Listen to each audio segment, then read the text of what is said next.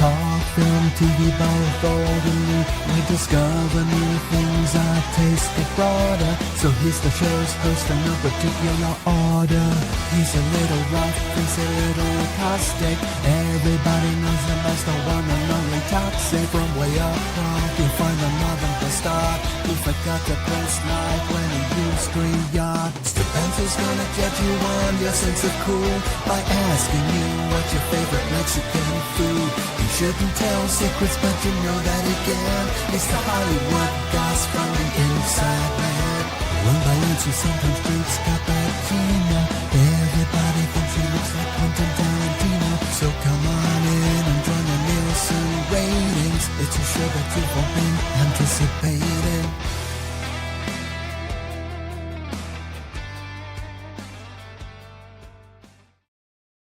What's going on? Welcome to the Nielsen Ratings, episode 77, my weekly chat show where we review things old and new from the world of film and television predominantly. Sometimes we talk about some other things, plays, games and stuff, but mainly film and TV. We also talk about current events within that realm. So current events within sort of film, media, music and so forth. And of course, we've lost a couple of great icons in the last 48 hours. None greater than the rock god legend himself, Ozzy Osbourne, who sadly passed away today at the age of 76. So this is going to be a bit of an Ozzy Osbourne special. We're going to be looking back at his career, reflecting on some of his life's choicest moments and just chatting about him in general, but we are also going to be covering other things as well, so do stay with us. Got a great guest of panelists. Good to see several of the regulars in the chat, including Gary Bando, Sandwich Worthington, Aaron Charman, Keithy of course is there, Darth Plato is also here, and hit the like. Thank you very much, Darth. Absolutely do hit the like, hit the subscribe if you've not done so already. On my panelists tonight are including my regular Mexican friend, the chief of the Mexican cutlery cookery program, Stupenzo, is in the house. Yeah. I'm Italian, but no, yes, Mexican food is good.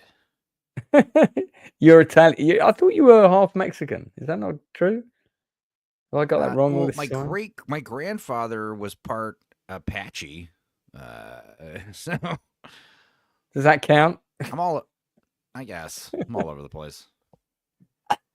Okay, you are multi-ethnic, as we can see from your slightly olive yet robotic combination from your profile picture. Very accurate. Then we have half man, half spider. It's Critical. Evening. How are you, sir? Feel good? Not too bad. Not too bad. Not too bad. How are you? Yeah, significantly sadder than I was about 3 hours ago. But other than that, yeah, not too bad, thanks. Yeah, I know you are a big fan of the Osbourne. Yeah, massive metalhead. Massive. Huge part of my life. I mean, as we can see from the beard and the hair. Also, but more of a trance head like myself, Rachel Percy Arts in the house. Meow. Afternoon. How's it going? Well, I could have done without the news today, but it is what it is.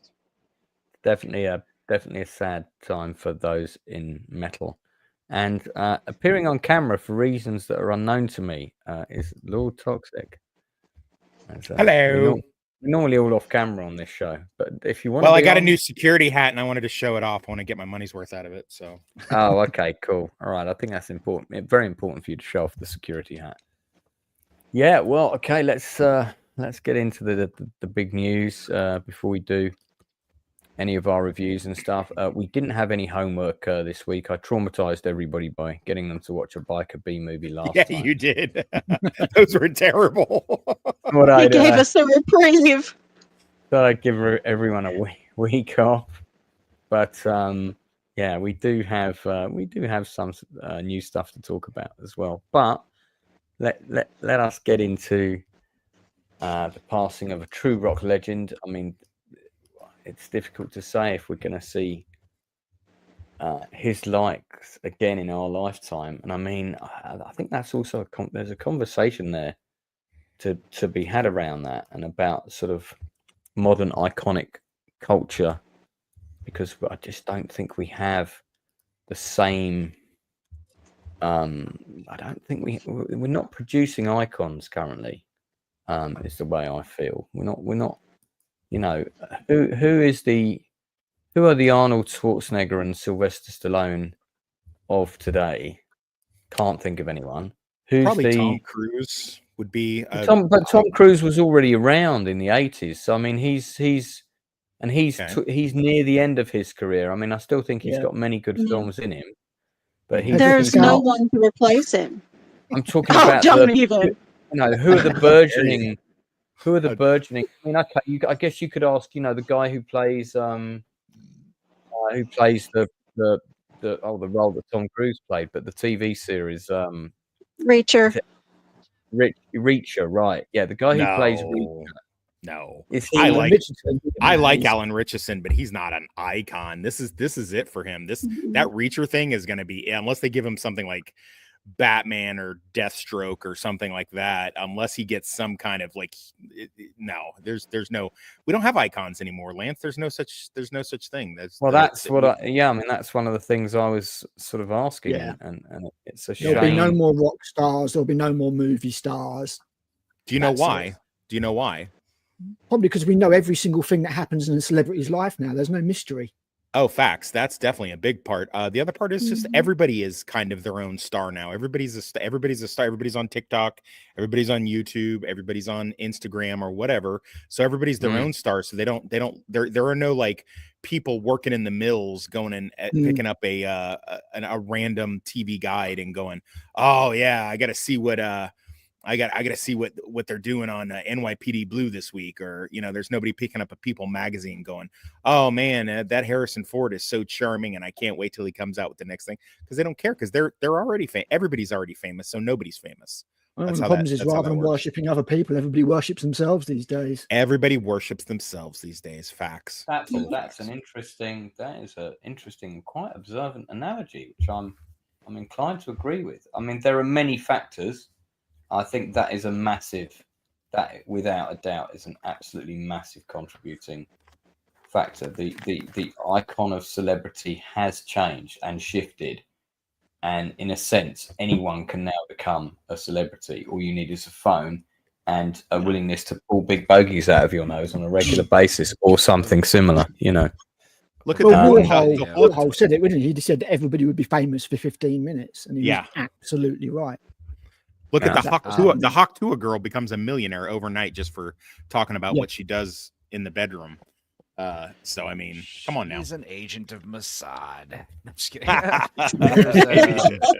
Is she? There's no, Jesus Christ. There is there's also this idea that the government, they don't want us to have any actual bands anymore, because band music, like music played by instruments, tends to fuel rebellion and dissent, whereas manufactured electronic music tends to make people placent. What's the word I'm looking for? Complacent. Complacent. Yeah, that's the word. Compliant. Yeah, makes you docile. He meant complacent. No, placate is the word I was thinking of, which is wrong. There you go. Okay. I don't know. It's like a conspiracy theory I've heard for a while. That's why like all the music radio stations and MTV and movies, they're just they're shying away from guitars. Guitars are no in modern top 40 music. And Ozzy Osbourne, he was he was kind of like a Kiss in the sense, or Alice what's his name? Alice Cooper. Yeah, he's like a character, he's like larger than life, he's more like a superhero of the music industry, He's almost the definition of larger than life, isn't he? Like if you told me 10 years ago that out of Lemmy, David and Ozzy, so David Bowie, that Ozzy would be the last one standing, I would have said you were absolutely mental. Yeah, I that don't is know. not a bet I would have taken either. I Really? have to say. Yeah, but I You don't know. know, I mean, look at so, Keith yeah. Richards, and it's like the guys who go the hardest, seem to stick around longest. I don't know. They're tough bastards. Well, I don't know. There's a lot of guys that've gone pretty hard that are not here now. True. Yeah, it's kind of like if the We're 80s weak. didn't kill him. Yeah. It's like he did that last show through sheer willpower. Seriously, like he just wanted to get it out of the way. Do you know what I mean? It's just. I'm just sure he crazy. did some kind of dark lord summoning to get him that little extra pep in his step, Yeah. Well, I mean, I think at the end of the day, he kind of, what I respect about him is he very much, he lived life on his own terms. He went out on his own terms. He arranged one last concert for his fans because he had to cancel a lot of tour dates in 2023. He did it locally, designed it so he basically rose out of the stage on a chair so he could sit performing on a chair, which they kind of made into a throne that was all encrusted with skulls and very much in the mold of And he his. didn't sound bad. He didn't sound like he was at death's door. He still had the voice and everything. So I think his voice, voice clearly still worked. But yeah, I mean, so it's funny. All this time, I never realised he was a Birmingham lad. He was a northern lad from the Midlands. I thought that I knew he because I'm not a big heavy metal guy. I went through my heavy metal phase in the early 80s. I was a big Iron Maiden fan, but I didn't buy a lot of Sabbath albums. I think I had one Sabbath album, and basically he kind of became when he did the TV show with his wife, which obviously was amazing. Excuse me, for him from a business point of view. Woo! There you go, Ozzy. 2 sneezes for you, mate. Basically, he kind of became a bit of a comedy parody of himself. So, I mean, don't get me wrong, fair play to him. It made him this kind of iconic guy, but it wasn't really until then that I realised he had connections to England, because I just didn't look into the background of rock and roll stars when I was younger. Where I didn't really care where they came from or where they were born or all of that. All I cared was were the songs any good, and did I want to listen to them? Yeah, he's a proper working class lad. I mean, I saw Sabbath back in '99, which is like just after the Osbourne show, or maybe while it was still going on. It was kind of the height of his fame, and the Aussie phenomenon had got so big that at the gig, even though Sabbath were playing, everybody was chanting Aussie, Aussie, and he was trying to get him to chant Sabbath, Sabbath, and he just become that big then. That's how everybody knew him, through the Osbournes. And he basically got an entire new generation of fans. You think about that, Sabbath's 50 years now. I do think like I made, they've cultivated a new generation of young fans. It's very. If it hadn't been for Sharon Osbourne, though, I will say dead. I think he would have died a long time ago. Oh yeah. Definitely. You know what they say. Behind every powerful man is a Rachel Percy, and I think she was the Percy in his life. So there you go. Does that make sense to you, Rachel? Oh yeah, I'll be the power behind the throne. I'm fine with that. Okay, cool. You just got to find a throne. Well, she's going to get his money at the end of the day, so Yeah, but I think, without wanting to sound cynical, I think she fucking earned it. No, I mean, but there's true love there. With him. She stuck with him through a lot of shit, didn't she? She stuck with him through a lot of, she let him have his fun, because she said that back in the day when he would, what you call them, the floozies that go after rock stars. Groupies. The groupies. She put up with a lot. Groupies. Benzo, you've got experience in this area, being a popular drummer who shows his ass crack and stuff.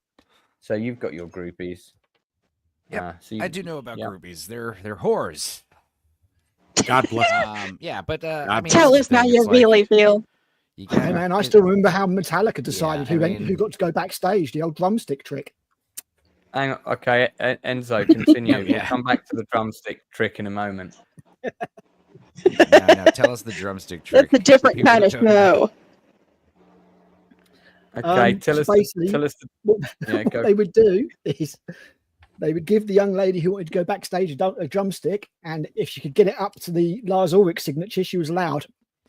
In her mouth. If she could get it up to the where? The signature on the drumstick, Lars Ulrich's signature. What's the Lars Yeah. Ulrich? Or like Lars So- Ulrich's the drummer for Metallica. There's a, usually there's a insignia or logo on the drumsticks on the bottom, like, fifth. Basically you got to get like 75% of the stick down your throat. No. I don't think it was their throat. It might have been their throat. I don't know. That's okay. Well, that's easy. That's easy then. Hang on. So they've got to get 75% of the stick where? Wherever. And their clown hole, Lance. Jesus. Use your imagination, Lance. I'm not familiar with. I need specifics here. I mean, we could be talking drumstick in the air. We could be talking many things. Google a picture of a Yeah, Metallica in the drumstick ear, or something. in the ear, Is it Lance. like a communal drumstick they pass around to all the ladies, or that seems Now weird. that I don't know. That's the information of the privileged few, I believe. And I mean, what if there's a splinter issue? So, I mean, those Stupenzolicious, drumsticks. I mean, I presume it's not a used one. Those drumsticks. Yeah, I would like to think it's not a used drumstick. Jesus, oh God. You would It's like- like to think that it's not a used drumstick. Ugh. Oof. depends. Do you have information, additional information on your own groupie experiences? Well, groupies tend to gravitate to singers because groupies don't really care about musicians, or they just care about the most famous. That's why TikTokers get groupies now. That's why groupie. It's all about like having sex with a famous person for clout. It doesn't even matter if he's attractive or talented. If he's just really famous, even if he's like old or gross, I don't know. It's something groupies get to brag about. Like, oh, I banged Orson Welles after a I gig. would. Or, I don't know. I would. What a Right. choice. Orson Welles is that is a The savage. French. That's a savage choice. Orson Welles. The point is, He was Oh, my making ladies inside. for decades. there's something that some ladies enjoy about a man being adored on stage in front of lots of people, whether they're comedians or actors or musicians or whatever. But this is something that naive women are into. I mean, if you're into it just for like I said, just banging these dudes for Oxymoron. clout, that's fine. But if you're trying to like date these people, like, oh, I want to be in a relationship with a person who is, applauded on stage in mass every night, you realize real quick as a lady, it's not a good thing. These are like the worst people to date. Musicians, comedians, actors, people who are men who get recognition by large groups of people. It's not a good thing. It's not. Yeah, They tend to be as stable as a priest stuck behind two nuns in a Skoda. So, give you a red. Yeah, that's why it's always so Imagine- rare. It's always so rare when you see like a touring musician who's married and faithful and doesn't fool Yeah. around. It's normally after the drugs phase, isn't it? They go out, they go crazy, and like Alice Cooper, for example. Yeah, They're and if they aren't completely like off sleeping rails. around, they're probably like substance abusing. That's another Yeah, thing. and So then they they come back and they sober. find God or something, and Yeah, so they're that's sober. so They're then- touring musicians. They're sober and they don't sleep around. Like that is like so rare, and it's commendable. hey, sex, drugs, and rock and roll, man. It was the lifestyle, wasn't it? So Yeah. Yeah, but So, you heard all the stories about Ozzy Osbourne like snorting ants and stuff, and Oh, doing, yes. just whatever. pissing on the Eating heads Alamo, off of that bats. got him banned from Texas. I think. Yeah, Did he actually pee on the Alamo? You Yeah, kidding he me? did. Absolutely did. off his mind. He snorted lines of ants. Mate, some of the stories, if you actually look into it, and I don't know if it's a documentary or I presume there's going to be some kind of biography released about him, but some of his stories are absolutely crazy. How he didn't die is a miracle. There's No already one even remember like quite a huge chunks of few. it.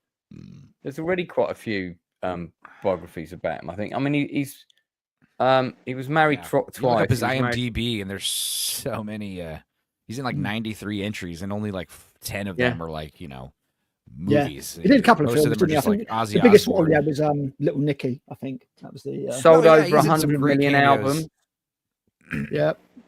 Well, he's in Little Nicky. He's in Private Parts, where he's like, "What a fucking jerk!" Like that's a great cameo. That's right. Yeah. He's in the Goldmember movie. One of the Johnson scenes. He's in what did I love? I love he's in the Jerky Boys movie, and the Jerky Boys are like pretending to be like roadies, like setting up gear, and Ozzy Osbourne's like the talent guy, the manager. And he's like, "Where are my guys?" And he's like, "Oh, they had to split. They had a bigger gig." He's like, "A bigger gig? They're like family to us." He's like, "Yeah, they had to go to Japan to do a show for the monkeys." And he's like, "The fucking monkeys? Are you kidding me?"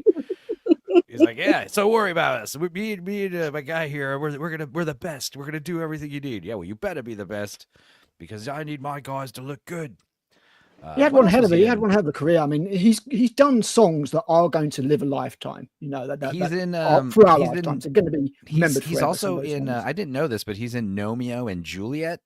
He did the voice. Yeah, you didn't know that? He's in Trolls World Tour.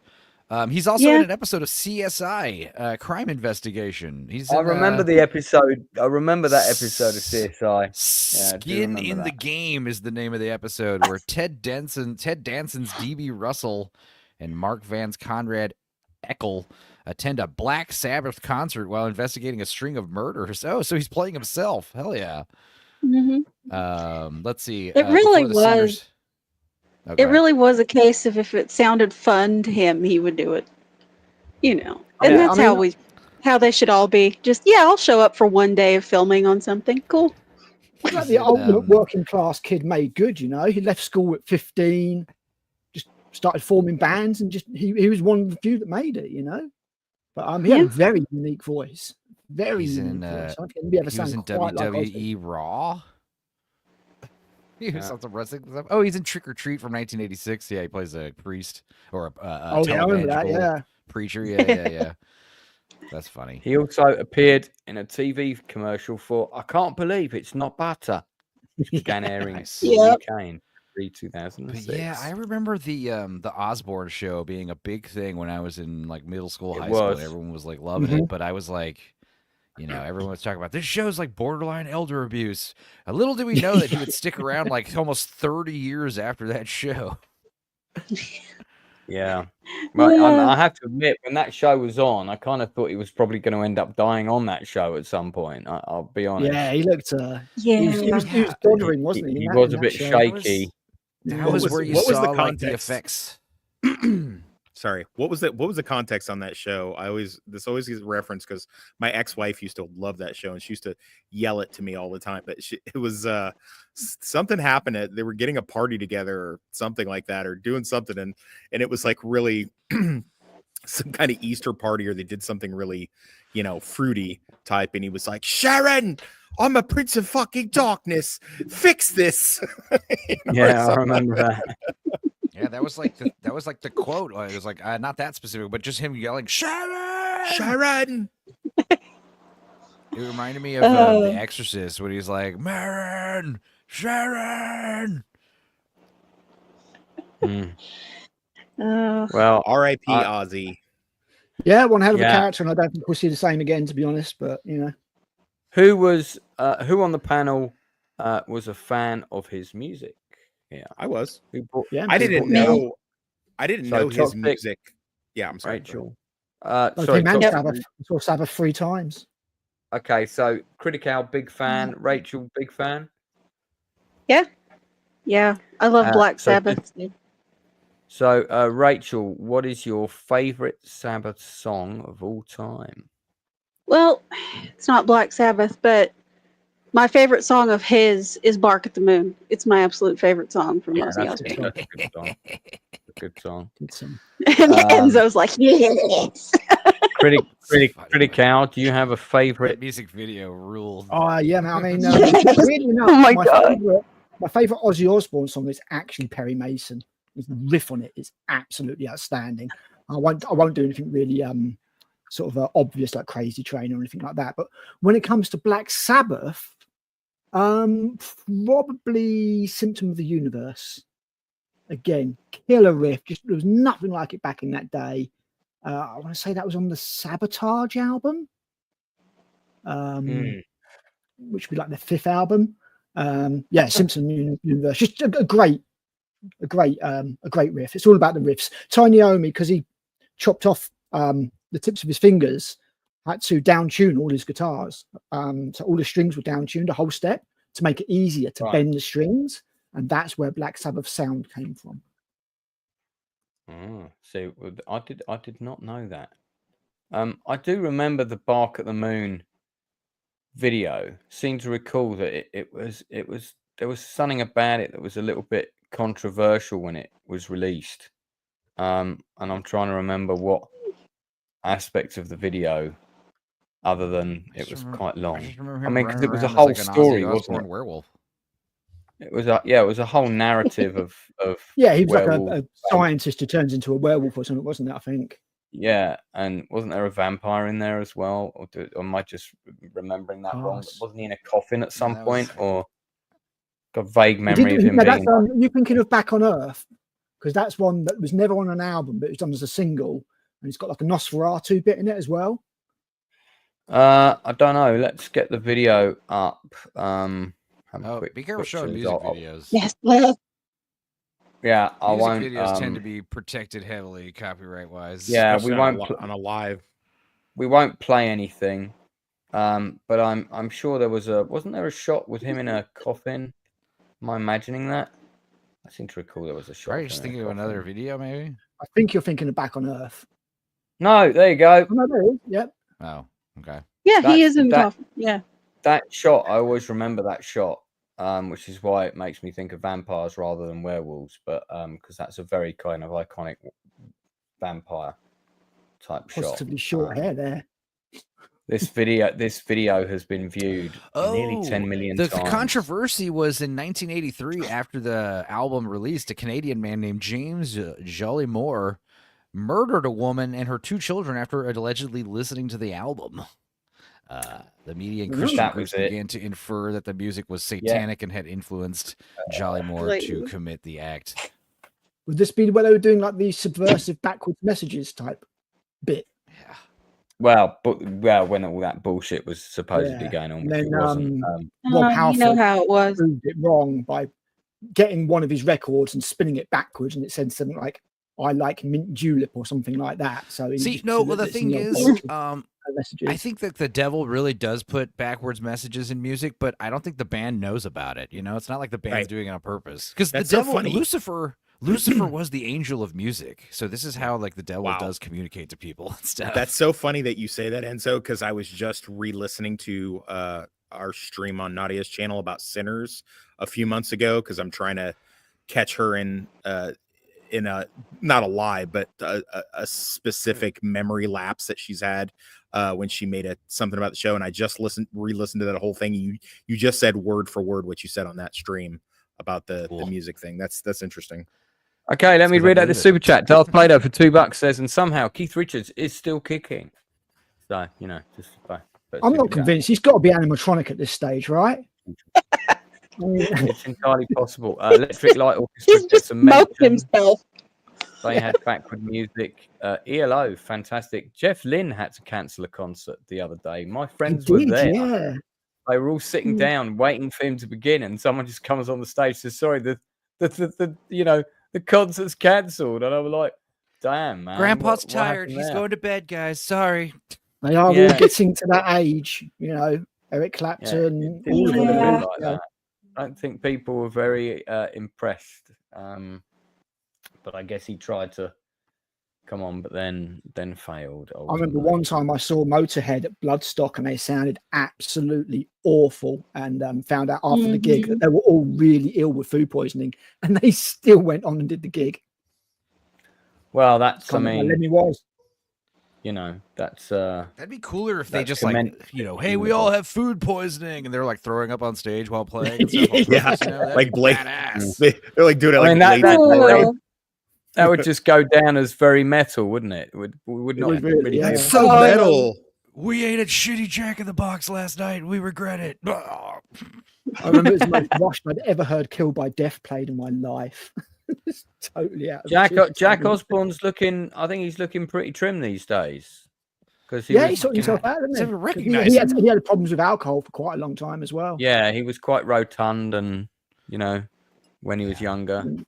Start doing that's why it's good why your kids. This is why you should let your kids like get into the substance abuse when they're teenagers and stuff. Get it out of their system. In their 20s, right? They're like not into it anymore. They're like, eh. It's why you got to get married early. Get those divorces like, out early so you can really focus on yourself. Yeah, that's why like all their friends, they start going into rehabs and getting all kinds of health ailments because they started getting into the drugs and alcohol later in life. Yeah. Now do it earlier. Yeah. Well, so Lance, my favorite song actually is a duet, and it's because I'm a normie. It's with Lita Ford, "Close My Eyes Forever," which I find to be a really haunting, cool song. And I didn't know that was all my metal friends, which there was quite a few in the 80s, were like, "It's fucking Ozzy Osbourne, man." And I'm like, I just wanted to see hot ass Lita Ford, but I was like, oh, okay, cool. This is interesting. So I had to play. I've had to play Crazy Train and War Pigs before. Those are fun songs. Have you heard the remix of War Pigs? It's really good. I like. There's a lot of like. I love the Les Claypool cover of War Pigs. That one's good. Yeah, that's the one I'm talking about. Oh, okay. There's a few. Yeah, there's some good ones, but yeah. Faith No More. Recently, what's his name? T-Pain. T-Pain did like a cover. Yeah, that's not bad. It's not bad. Yeah, he didn't do any auto-tune. Everyone was like, holy shit. Yeah, no, it's not bad. It's interesting looking at the younger pictures of him. I mean, check him out John here, Osborne. man. Look at that. Nerds, bro. They're always nerds. These fucking metal guys, they act like they're fucking tough bastards, but they're just nerds with black trench coats and makeup, every time. The crazy thing, isn't it? Is they've got all these names and everything, and you find out what their real name is. It's like, oh. Yeah. He looks like, he looks like John Nigel Lennon. Wettingbottom or whatever his name is. He looks like Nigel John Lennon. Looks like John Lennon in this picture, man. He does, doesn't he? Yeah, he does actually. Seriously looks like the Lennon. glasses. Yeah. Oh, the glasses and the hair. Not so much here. Ozzy Osbourne's name is his real name is John Michael Osborne. So at least he's got like, Osborne. He was on a real name. But yeah, it is always interesting to. Like I can see why people started calling him Ozzy, because his last name's Osborne. Meanwhile, Alice Cooper's name is Vincent Damon Furnier. So it's just like... which is actually how he introduces himself at the end of every show. I'm Vincent. Yep. He introduces the rest of the band and he says, and me, Vincent Damon Furnier. So That's him with Jack. That's him with Jack Black. Yeah, that's the last show. Right. Is that from the other week? Yep. Yeah, I guess they're going to turn this show into a theatrical movie. There's a film coming out next year. Yeah, I'm not sure exactly what it is, but there is a Black Sabbath film coming out next year. It'll be a theatrical concert of this with like little interviews and stuff, probably to pad it out. Because I heard the show itself was only like 40 minutes. Maybe it'll be a Spinal basically it was like a 9-hour performance, but the first 7 hours or so was other bands playing a bit of their music, and then like a Black Sabbath cover or something like that. And then Ozzy did about 5 songs, and then Sabbath did about 5 songs. So Aaron Charman recommends 7 Ages of Rock, a BBC 2 series from 2007. I do remember that actually. Cool. I highly recommend it if you can find it. Yeah, it was good. That was a good show. Featured like different bands in each episode, and yeah, it was well, I mean, the other interesting thing is that the new Spinal Tap movie is out shortly. If anything embodies the essence of Osbourne, it definitely is a Spinal Tap film. Has anyone seen the new trailer yet? No, I'm not. No. I saw that Spinal Tap's social media Twitter account made a post saying there is no Jumbotron at the Spinal Tap concerts. So, like, nice. They just have really big badass speakers. That's it. Maybe we should get into that topic because I feel that's I didn't realize there was the trailer dropped already for that. I'm sure there's I know there's the 41st anniversary. There's a teaser out, but I thought there was a new trailer that had come as well. But I think it's just the unfortunately, it looks like it's just the teaser at the moment. Yeah, I think I'd only seen a teaser. Yeah. Okay, that makes sense. Which is like a text-based trailer, basically. Yeah. Yeah, it's kind of the, the amp that goes to 11. Yeah, that's right. Yeah. I'm not sure. I mean, it's like Spaceballs coming back. I don't know if it's been too long, but I guess we'll see. I don't know. I think they can pull it off because they're Spinal such Tap a would work. The fact team. that they're so old too will just add to the humor. Yeah, and I like the subtitle. The end continues. I like this. I like the Stonehenge. Like the Stonehenge thing that's incorporated. What being the two? Dude. Yeah, it's pretty good. Yeah, Spinal Tap and their redundant lyrics. It's so hilarious. I mean, Spinal Tap 2. It's got to be. It's got to be good. I think it's going to be fun. It's going to be. It might be great, but it's going to tank horribly. There's the only kind of people that are going to go watch it is people like us that are movie and film and TV nerds. I would assume. Well, you mean that huge population of people around 40 to 65 that might still go and pay for cinema tickets? Yeah, but we're not a huge. I don't know what you're thinking. I was spent all day at the movies yesterday, and there was literally 7 people there. Now, strangely enough, they had 27 people working at the theater, but only like 7 people were at the theater yesterday. And I want to explore this conversation with you. Please tell us the name of the movie theater that you went to yesterday. Regal Southwind 8. The Regal Southwind 8 in Lawrence, Kansas. The Regal Southwind is that 8 in Lawrence, Kansas. Yeah, 8 means they have 8 screens. Yeah, I know. I got that. I have been to an American cinema before. Okay, here we go. Showtimes at the Regal Southwind. Let's have a quick look. So, what stuff do we have on for those 7 people to choose from?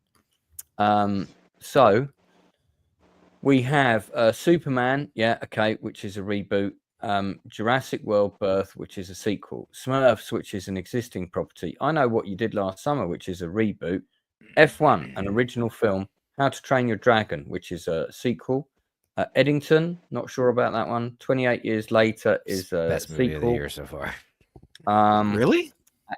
And I'm going to talk My about Neighbor Totoro, Studio Ghibli Fest. So that sounds interesting. What's Eddington? Is that a documentary about the guy who made the light? No, it's like it's one of them. Ahead and should we do my first recommendation? My only recommendation today. Do it. Eddington. You'll do it better than me. This is what did you watch it? I did. Okay. I mean, maybe not the best movie of the year, but definitely one of the most important or prudent movies to watch this year. It's just the most. What did I say? I said on Twitter. I said, here it is. Not since the movie Brazil has a satirical comedy been so poignant, prolific, or prudent as Eddington. It takes aim and lambasts pretty much everybody, including you. Also, if you're one of those people that can't stop whining about Pedro Pascal, this is the movie with him to see. He dies horrifically in it. It's glorious. But also, this movie is just it's just so over the top. It makes fun of it takes place in a small town in New Mexico during May 2020. So COVID lockdowns are happening. The George Floyd incident just happened.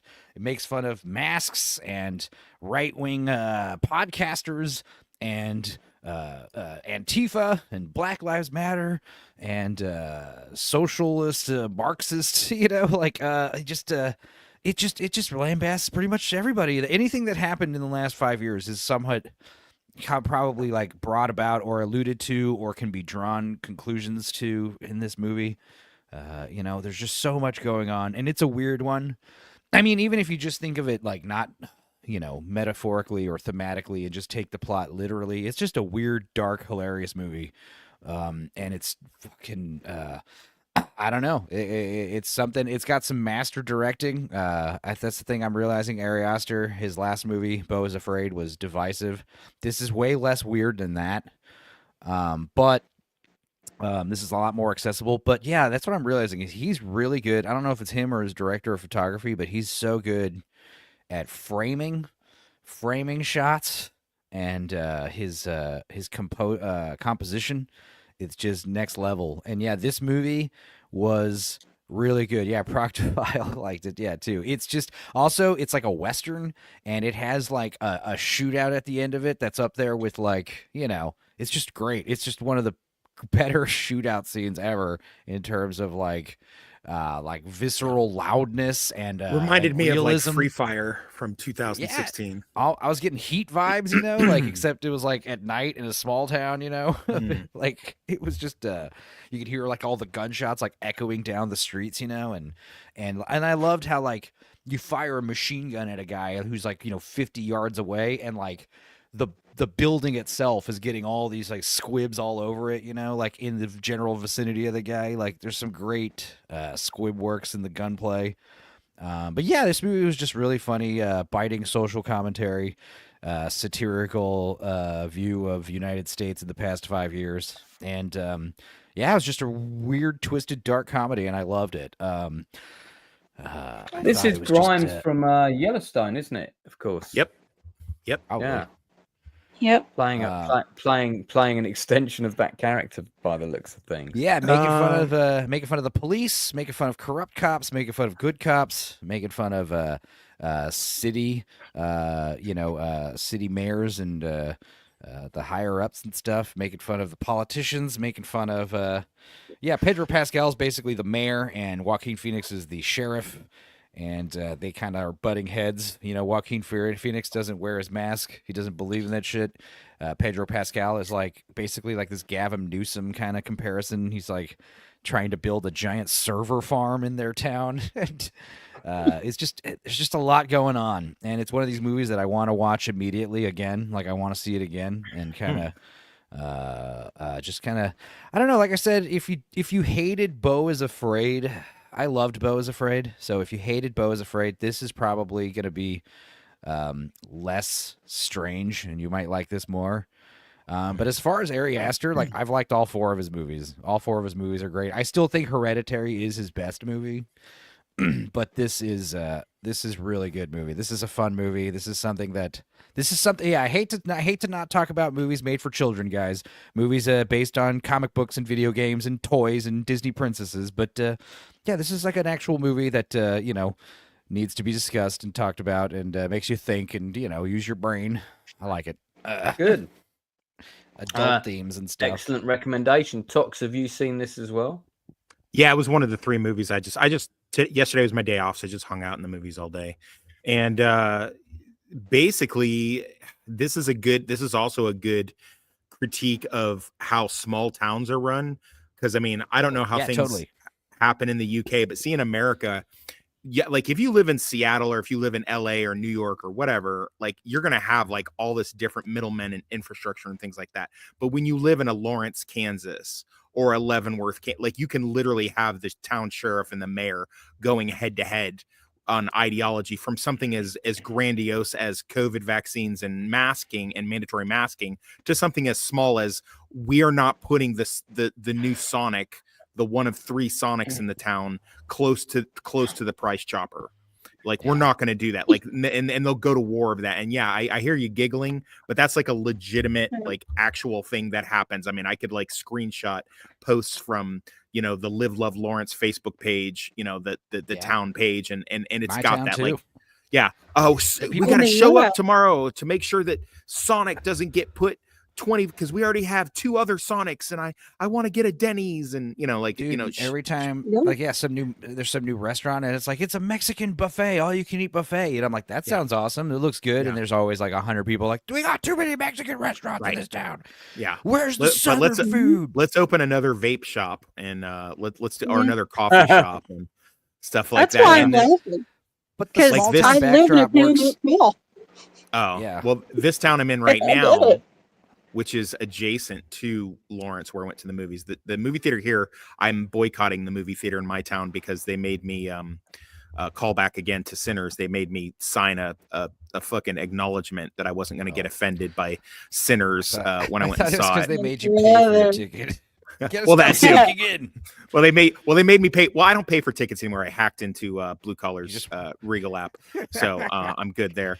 But yeah, they did make me pay for tickets, which pissed me off too. But yeah, this is just saying I'm Blue Collar Loser. He goes to the I just cloned his app. Yeah, I'll say what you're saying about the small town. The small town works because it's like a microcosm of like the United States as a whole, you know, right. And it just worked really well.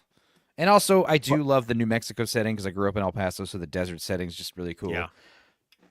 What other two movies, Toxic, did you see at the Regal? So I did go on you guys' recommendation, and to no small degree, Northern English Bastard's recommendation and his great video on it. I went and saw F1. I think it's a little overrated. I mean, I've seen all that before. Brad Pitt is always charming. You know, I do like the non-Anton Chigurh characters that what's his name plays Javier Bardem. I do like it when he does, you know, just cool regular characters, and he's quite charming in it. But I mean, I think racing is stupid in general. It's really hard for me. I mean, Days of Thunder, maybe, but that's like based on Tom Cruise being so iconic in the 80s. But like, I think that's literally the dumbest sport. You know, I like Ricky Bobby, the, you know, Talladega Nights, because they point out how stupid that whole thing is. But yeah, it didn't really hold me. That was the one I fell asleep in. And then I saw the new I Know What You Did Last Summer reboot, which, Jesus. Oh God, Jesus! It was so bad. It was so bad. I didn't think we could get much lower and worse in 2025. This movie was just like hold my beer, and then they left it on a cliffhanger, which I couldn't believe they had the balls to do that. So I'm gonna be doing a scathing review of that. Some people were saying the ending for I Know What You Did Last Summer is the best part. Jesus. Yeah. Is there like a sting? Is there like an end credit stinger you missed or something? Or no. If I had to see 3 movies that day, this would not be one of them. Tell you now. Nope. Well, I mean, I wasn't gonna go see the Smurfs, dude. I get arrested. I'm gonna go sit in the theater with. I'd have to watch the other Smurfs movie. I Know What You Did Last Summer. I rewatched the original recently, and it is not good. It's not. But it's not horrible, and it's just a basic.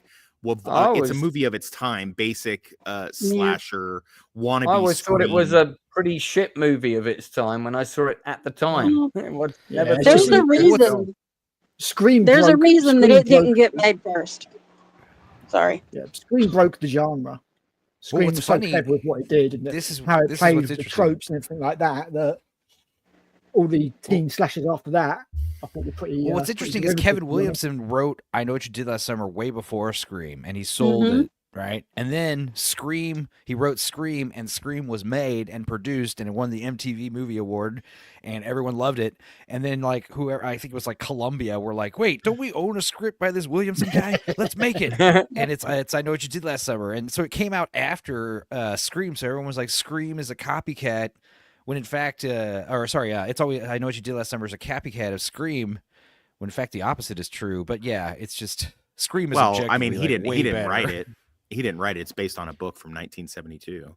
Oh, that's even worse. Okay, but Kevin Williamson did write it, right? He wrote. Yeah, he made a screenplay about it, but so he adapted it. He adapted it. It's based on a shitty book. That's even worse. Yeah, I read the book in high school. It was one of the like 25 books they like kept currently on the shelf all the time.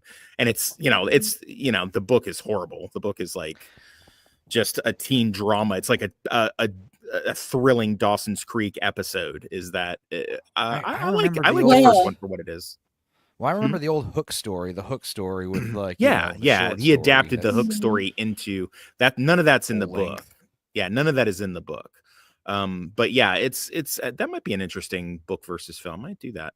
But yeah, it's bad. I mean, I know everybody's like going in hard on Love Hewitt. You know, they're either like, "She's still beautiful, shut your mouth," or they're like, "Oh boy, what's going on over there, Jen?"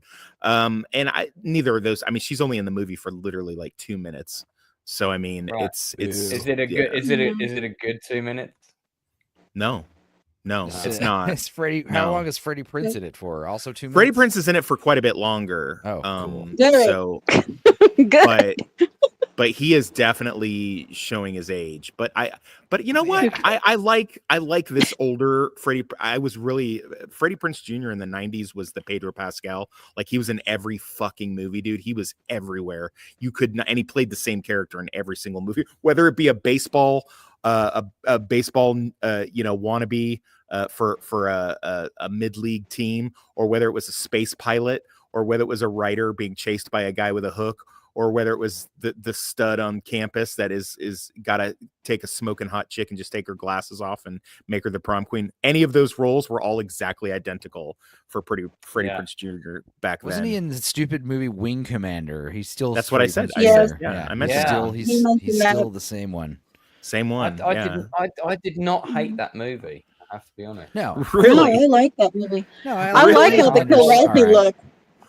I like how the Kilrathi looked. I like the ships. I like the fact that it was very kind of Napoleonic space battles with the ships, loading torpedoes and firing them out the side. Had that very old school. Yeah, we're gonna do this like formulaic teenage slasher format, but now it's teenage like sci-fi space fighter movie, Yeah, but I mean, it came after saturated. Academy, so.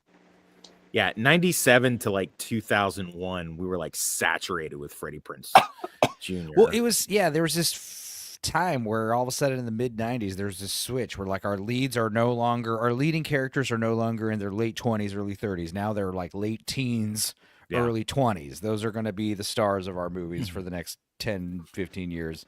If I can say one decent thing, I will give and it's not much of a spoiler. They do have a cameo from a posthumous cameo. They're definitely got the de-aging thing going on. They do have a posthumous cameo from SMG, Sarah Michelle Gellar, playing the Helen Shivers character. That's pretty good. That was a pretty cute scene. It's pretty funny too, the way that they like a they played it. Flashback or something? Nah, it's like a dream sequence where the new Croaker Queen is coming upon the her grave or whatever, and she's high or she's... So they did the same thing Scream did. Well, because her character's dead. Prince Jr., isn't he? Well, her character died in the original film. Right, so it's a posthumous character cameo. Yeah, don't make people think that she's dead too. I mean, we've already got enough going on now. Dude, be careful what you're saying, man. Listen, if it would stop the Buffy reboot, I hate to say it, that'd be an acceptable loss for me. That'd be okay. Sorry. God, toxic. Wasn't the singer Brandy in the original? Yeah, she's in it too. She's in it too for 60 seconds. She's in it. Man, I'm gonna go in hard on her. She's gonna wish that she'd never showed up for this, because I'm one of my favorite movies last year, The Front Room, starred Brandy, and she was really good in that one. So I don't know what she was doing in this. Like, she didn't care about this. It looked like they just showed up to her house with a camera and were like, "Here, we're gonna do a real quick cameo of you. Say these lines," and they handed it to her. And 2 minutes later, she filmed them. That's what. But how does Brandy look? Brandy looks the exact same, right? Oh yeah, she still looks like she did in '94. She looks great. Yeah. She's still banging. When dude, I saw Black The Front don't crack, Room, dude. Yeah, Black don't crack, baby. Highly recommend The Front Room from last year. My ex-wife was spitting image of her, so there you go. That's why I asked. Oh, this is The Front Room. No, I thought. For the record, I am not one of those people that comes down on Jen for packing. I think she looks good. I like she's got a lot of junk in the trunk now. I approve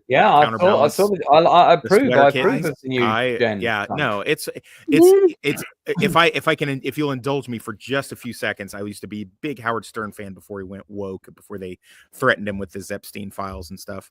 So I used to listen back in the day on my radio, going from army base to army base, and they had the lead singer of Light Funky Ones, LFO, who sang Girl of the Summer back in like 96, 97. And this guy was so freaking funny, dude. They only had the one hit, and he knows it, and he like played into that. And they were like, of course, Howard got out of him. He was like, so I heard you used to be tapping Jennifer Love Hewitt. And he's like, yeah, man, I gotta tell you, I was so in love with that girl, and then she got me this like promise ring, and she's like, I know you're gonna have a bunch of groupies, but I want you to just be mine. And she gave him this promise ring, and then he wound up LFO like fronted for Backstreet Boys and another one of the boy band groups.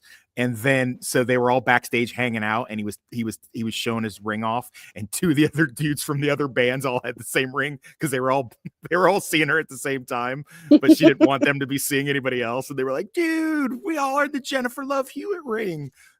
So it's like, funny. You're disgusting, Jen. You're disgusting. Okay, so yeah, well, hey, there she is. That's a pretty recent picture. I approve of those. I was really worried. There was recently where she posted some like, I don't know, post facial surgery, and she looked like unrecognizable. Really? People were like, what the hell? But I guess the swelling went down. I guess she looked fine in the movie. Yeah. I mean, she looks like she looks like a 40-something-year-old version of herself. So I mean, there's nothing wrong with that. I mean, and I mean, I'll just listen, pause, no homo. But I mean, Freddie Prinze Jr. looking good, older salt and pepper beard type, looks, he's grown into it. I could see why SMG's hanging in there with him, making it's working pottery for videos him. and stuff. Yeah. Yeah. So Rachel's digging it. Rachel's digging it. Be clear about I've always liked the salt and pepper look. Don't miss that no homo caveat in case anyone missed that billboard point from Toxic there. So let's move on. Okay. Eddington, worth seeing. I know what you did last summer, reboot. Out of 10, what would you give I know what you did last summer, reboot. 1 out of 10. Yeah, I'm going to give it 1, and I haven't even seen it. Depends, though. What would you give Eddington out of 10? I would say even if you hate Eddington, it's still definitely worth It's seeing. An important movie to watch. You got to watch it. It's a good catharsis for the last 5 years. It'll get some of that out of your system. You'll laugh at the stuff that's true to you, the things that happen to you during that horrible time, and you'll be like, the stuff that you need to get mad about. 8. I give it an 8. Yeah, I give it an 8. Yeah. It was good. Okay. All right. And it wasn't. It was original, and it wasn't a lame Disney comic book movie or whatever the hell, Yeah, it's gonna flop. Mm-hmm. It's gonna flop. I've got my my discussion for this evening. Maybe quite short. We will see. Has anybody watched The Handmaid's Tale? Yeah, I've seen it. Yeah. Okay. So unfortunately, nope. 6 seasons all in. And I finally got around to watching season 6 the last couple of nights. Wow. And what happened was I sort of put a couple of episodes on, and then I'm like, I was sort of nodding off. And then I wake up and I'm just like closing titles, and it's like episode 5 or something. I'm like, oh shit, okay, I'll put it on tomorrow. And then I, get on the next one. I'm watching it. I'm sort of watching like episode 3 or 4, like nodding off. And then it's like the final episode, end credits. I'm like, what? Whoops. So I haven't quite got through all of it yet. Yeah, I mean, a mixed bag, this show. You've got great visuals in it like this. I think we talked about it when it first started, right near the beginning. I'm sure we covered it on another show, probably one of the first. We've talked about it. And I did say it was an interesting show, really strong casting, some really good acting, some really good writing, some really good sort of world building for the bleak kind of Gilead version of America, and you get a sense of the geography, and there's little hints about kind of how it all came about and flashbacks and things, and I do love some of the visuals, but for me it feels like it's a show that could have ended 2 seasons ago for sure. For sure. It could. It's gone round and round on, we're going to take out some commanders, and this commander's not as quite as macho and brutal as this commander, so he's kind of okay, so I'm going to sleep with him, but then maybe he isn't quite okay, and that kind of plot goes round and round, and it just feels like it's been 2 seasons too long. I don't hate it. It's a well-made show. There's definitely some good talent on it, both in front and behind the camera. but there's definitely other people kind of counting pennies and saying, yeah, I reckon we can get another season out of this. Let's look at all the money we're going to make. So I think there's a bit of that going on as well. But I'll give it a rating in a second. Stupenzo, do you watch it? No. Okay. What? No, I have not watched The Handmaid's Tale, but no. But I've heard all about how, I heard that the book is actually supposed to be about Sharia law and Middle East. Mm-hmm. Yeah, but it is a classic. It is this classic feminist oppression porn. Yep. That's exactly what it is. He doesn't even have to watch it. He already knows. That's it. That's almost word for word what I was going to say, and I've seen most of it. Okay. Critical, have you watched it? Hell no. Hell no. Okay. Rachel, you've got a couple of minutes. Dive in. I've watched it. I used to watch it with a group of other women, and slowly over time, after season 1, I started to realize that I don't like this anymore. And after the 4th season, I felt it should have ended there. Once Fred was given the axe, that should have been it. That was our big villain for the series. Just let it go. But they couldn't. And they have been dragging out June's bullcrap for 2 more seasons. I'm sick of her. I like the actress, but I was sick of her in season 2. She has the thickest plot armor of any character I've ever seen. And she gets more women killed in the series than the commanders do. Right.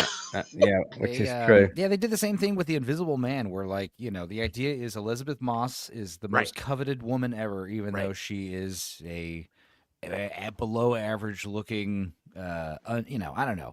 They're just taking these below average, undesirable women. She's below average. You're the best ever. You're the most important. All men must have you. The same thing with the Invisible Man movie, and but you're better than that. You're gonna rise above it all. You're gonna F the haters. I don't know how to describe it. It works in Handmaid's Tale because her looks are not important. It's just that she's fertile that's important. It doesn't matter what you look like. It doesn't matter how old you are or how young you are, as long as you are above, I think, 16 in the series. I think it's 14 in the book. But as long as you are above 16 and you're still fertile, they will pass you around until you get pregnant. And it doesn't matter what you look like. So it works more in A Handmaid's Tale than it does in Invisible Man, to be fair.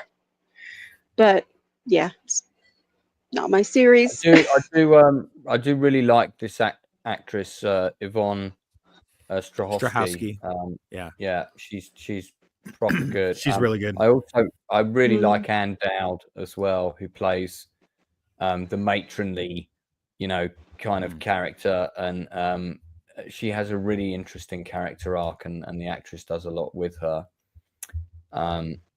So yeah, it's I mean, it's a show that's had some really interesting stuff, some great visuals, some really good moments, but yeah, man, if they had made this a really good concerted 3-season show, I think it could have been one of the best things on TV ever. And what's bad is the book ends with her being taken by the eye, the ones that oversee everybody and make sure that you're towing the line.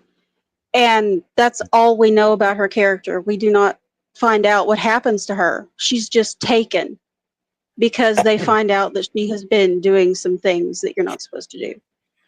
But they just couldn't leave it alone. They had to make more. So, it went on too long, way too long. Yeah. Ratings out of 10. I'll give it overall. I'll give it a 7. Anyone? I'd give it a 6, just because it went on too long. It does have good visuals, but it's too much. I stopped at season 4 because it was already repeating itself. When you have a long run series like that, and you can binge it because it's already all it's all come out now. You know what I mean? Like it's all done. So you can kind of shoot where you want. You don't have to wait on it. When it's stuff like that, I will basically I'll give it a chance. But if it starts like repeating itself really heavily, I'll kind of fade out. I jumped on it because I had followed Samira Wiley from Orange is the New Black. And I thought she's really great actress. She was also in this other FX TV show, You're the Worst, that she had a bit part in that. And so I saw that she was on this. I was like, all right, let me jump on. I can't stand Elizabeth Moss, but I tolerated it because I was like, all right, well, you know, I get it. And then I it's exactly what, you know, Enzo described it, and he's never even seen it. It's feminist, you know, misery porn, just this whole thing. And it's basically just a whole excuse to make a bunch of TikToks with that one repeated song they do all day, every day, we are suffering. You know, it's like, Jesus, dude. The feminist, it's the feminist wet dream of being, you know, pushed into subservience so that they can be, you know, they can have a reason to complain and suffer and like this is like, there's like people who think that this is what America is like, which is hilarious to me, because I'm like, dude, I've lived in 4 Arab countries. Go over there and tell me how much America is The Handmaid's Tale. Like you know, said, like I've said, when you read the actual book, it's so easy to just imagine that it's like actually set in the Middle East. You know, it's like, you know. Because she spent time there and learned how women are actually treated outside of Western society. But that message is not in the show. Yeah, that message is not in the show at all. The show makes you think. The show will have you believing after the first season or two, the show will actually get you to believe that like the whole of America is filled up with incels that are just itching at the idea of doing this. Like when they have the flashback episode, which they did way too soon in the show. They should have held that for like, if they were going to run the show this long, they should have held it for a couple seasons. But the flashback episode where that you start to see the beginnings of, you know, the Gilead thing taking over and stuff like that. And like her credit card doesn't work. And the guy at the coffee shop is like, shut up, bitch. You know, and you know, they are like, wait, what's going on here? And then they all get fired and all this stuff is happening. Like there are people, and a large group of them in this country, that believe that we are just basically an inch away from that at any moment. And there's some people that think it's already like that. So, and that's what that's, you know, and this came out at like the perfect time, 2017, you know, Me Too movement, all that kind of stuff. It's just, it's perfect for that, and the perfect actress for it. Cause like Enzo said, you know, same thing as Invisible Man. She just basically plays the same. This would have been great as a little mini series. Like, you know what you do with stuff like this that they knew how to do better? Like Roots. Back in the day, Roots was a good mini series because it told a tale that needed to be told, but it didn't. You know, nowadays they'd have Roots on for like 16 seasons, and like, you know, white kids would be getting beat up at school every day. You know, with something. Damn it, my name ain't Toby, motherfucker. You know, I mean, it's just be like, you know, that would be happening like all the time. But back in the day, they understood. Like, listen, this is a sensitive topic, North and South. You know, Roots, things like that. We're gonna make a little mini series, and then that'll be that. You know, that's what they should have done with this, not 6 or 7 seasons that they've done. I can't even imagine where the story is now. So, all right. Well, what's your rating out of 10 based on your 4 seasons that you saw? I mean, the acting is good, and the set pieces, like you said, are great. Like, it looks very believable. So, I mean, at least out of 10, I have to give it at least a 6, just because it looks really good. And the acting is all the people who I saw that were acting, especially like side characters like Samira Wiley and Alexis Bledel, are really, really good in their roles, and they play them very believably. So I have to at least give it a 6. Right, for anyone who's just joined us watching, that was The Handmaid's Tale. We're discussing the entire 6 seasons of it. It is currently available on Amazon. It's a kind of lukewarm, you might like it, you might not, recommendation from us. Certainly production value and the standard of the acting is good. Whether it's your cup of tea, well, read the box before you open the tin, so to speak. All right, we'll move on. Stupenzo, have you got anything else you wanted to recommend this week? I've been watching Love Island, season 7, United States. Oh, what a shock there! So, oh my God. It's awful. I've been watching 90 Day Fiancé, The Hunt for Love. Tim is one of the most amazing human beings I've ever encountered. He's a very strange man. If you guys are watching the 90 Day shows, I just discovered Tim. He is a weird guy. Is Tim the one with no neck who kind of looks like a miniature troll and his mother's? No, that is Big Ed, and Big Ed is old news. Tim's the new rage. Tim is like this, there's a conspiracy that he's actually a trans man, but I think he's just a really weird guy. But he's just this guy that kind of talks like this, and is just very blasé. He's like one of the older guys on the island. But yeah, this is the new thing that I'm seeing is like there's a new trend with the reality shows where they take various reality contestants and now they're set on these like island resorts, and it's just like a free for all. There's a lot of shows like this now, and Love Island's the big one. Love Island's insane though because it's on Peacock and there's a new episode every day. So there's like I think 40 episodes a season, which is like unheard of nowadays. But it's not good, guys. It's trash. It's garbage. But I did watch I only saw the first 3 episodes, but there is a new season of It's Always Sunny. And yeah, the 3 episodes are pretty good. Episode 1, I don't know. I was worried when I watched episode 1 because it's a crossover with that Abbott Elementary School, and that was an all right episode. The 3rd episode was also pretty good, where Mac and Dennis decide to become EMTs.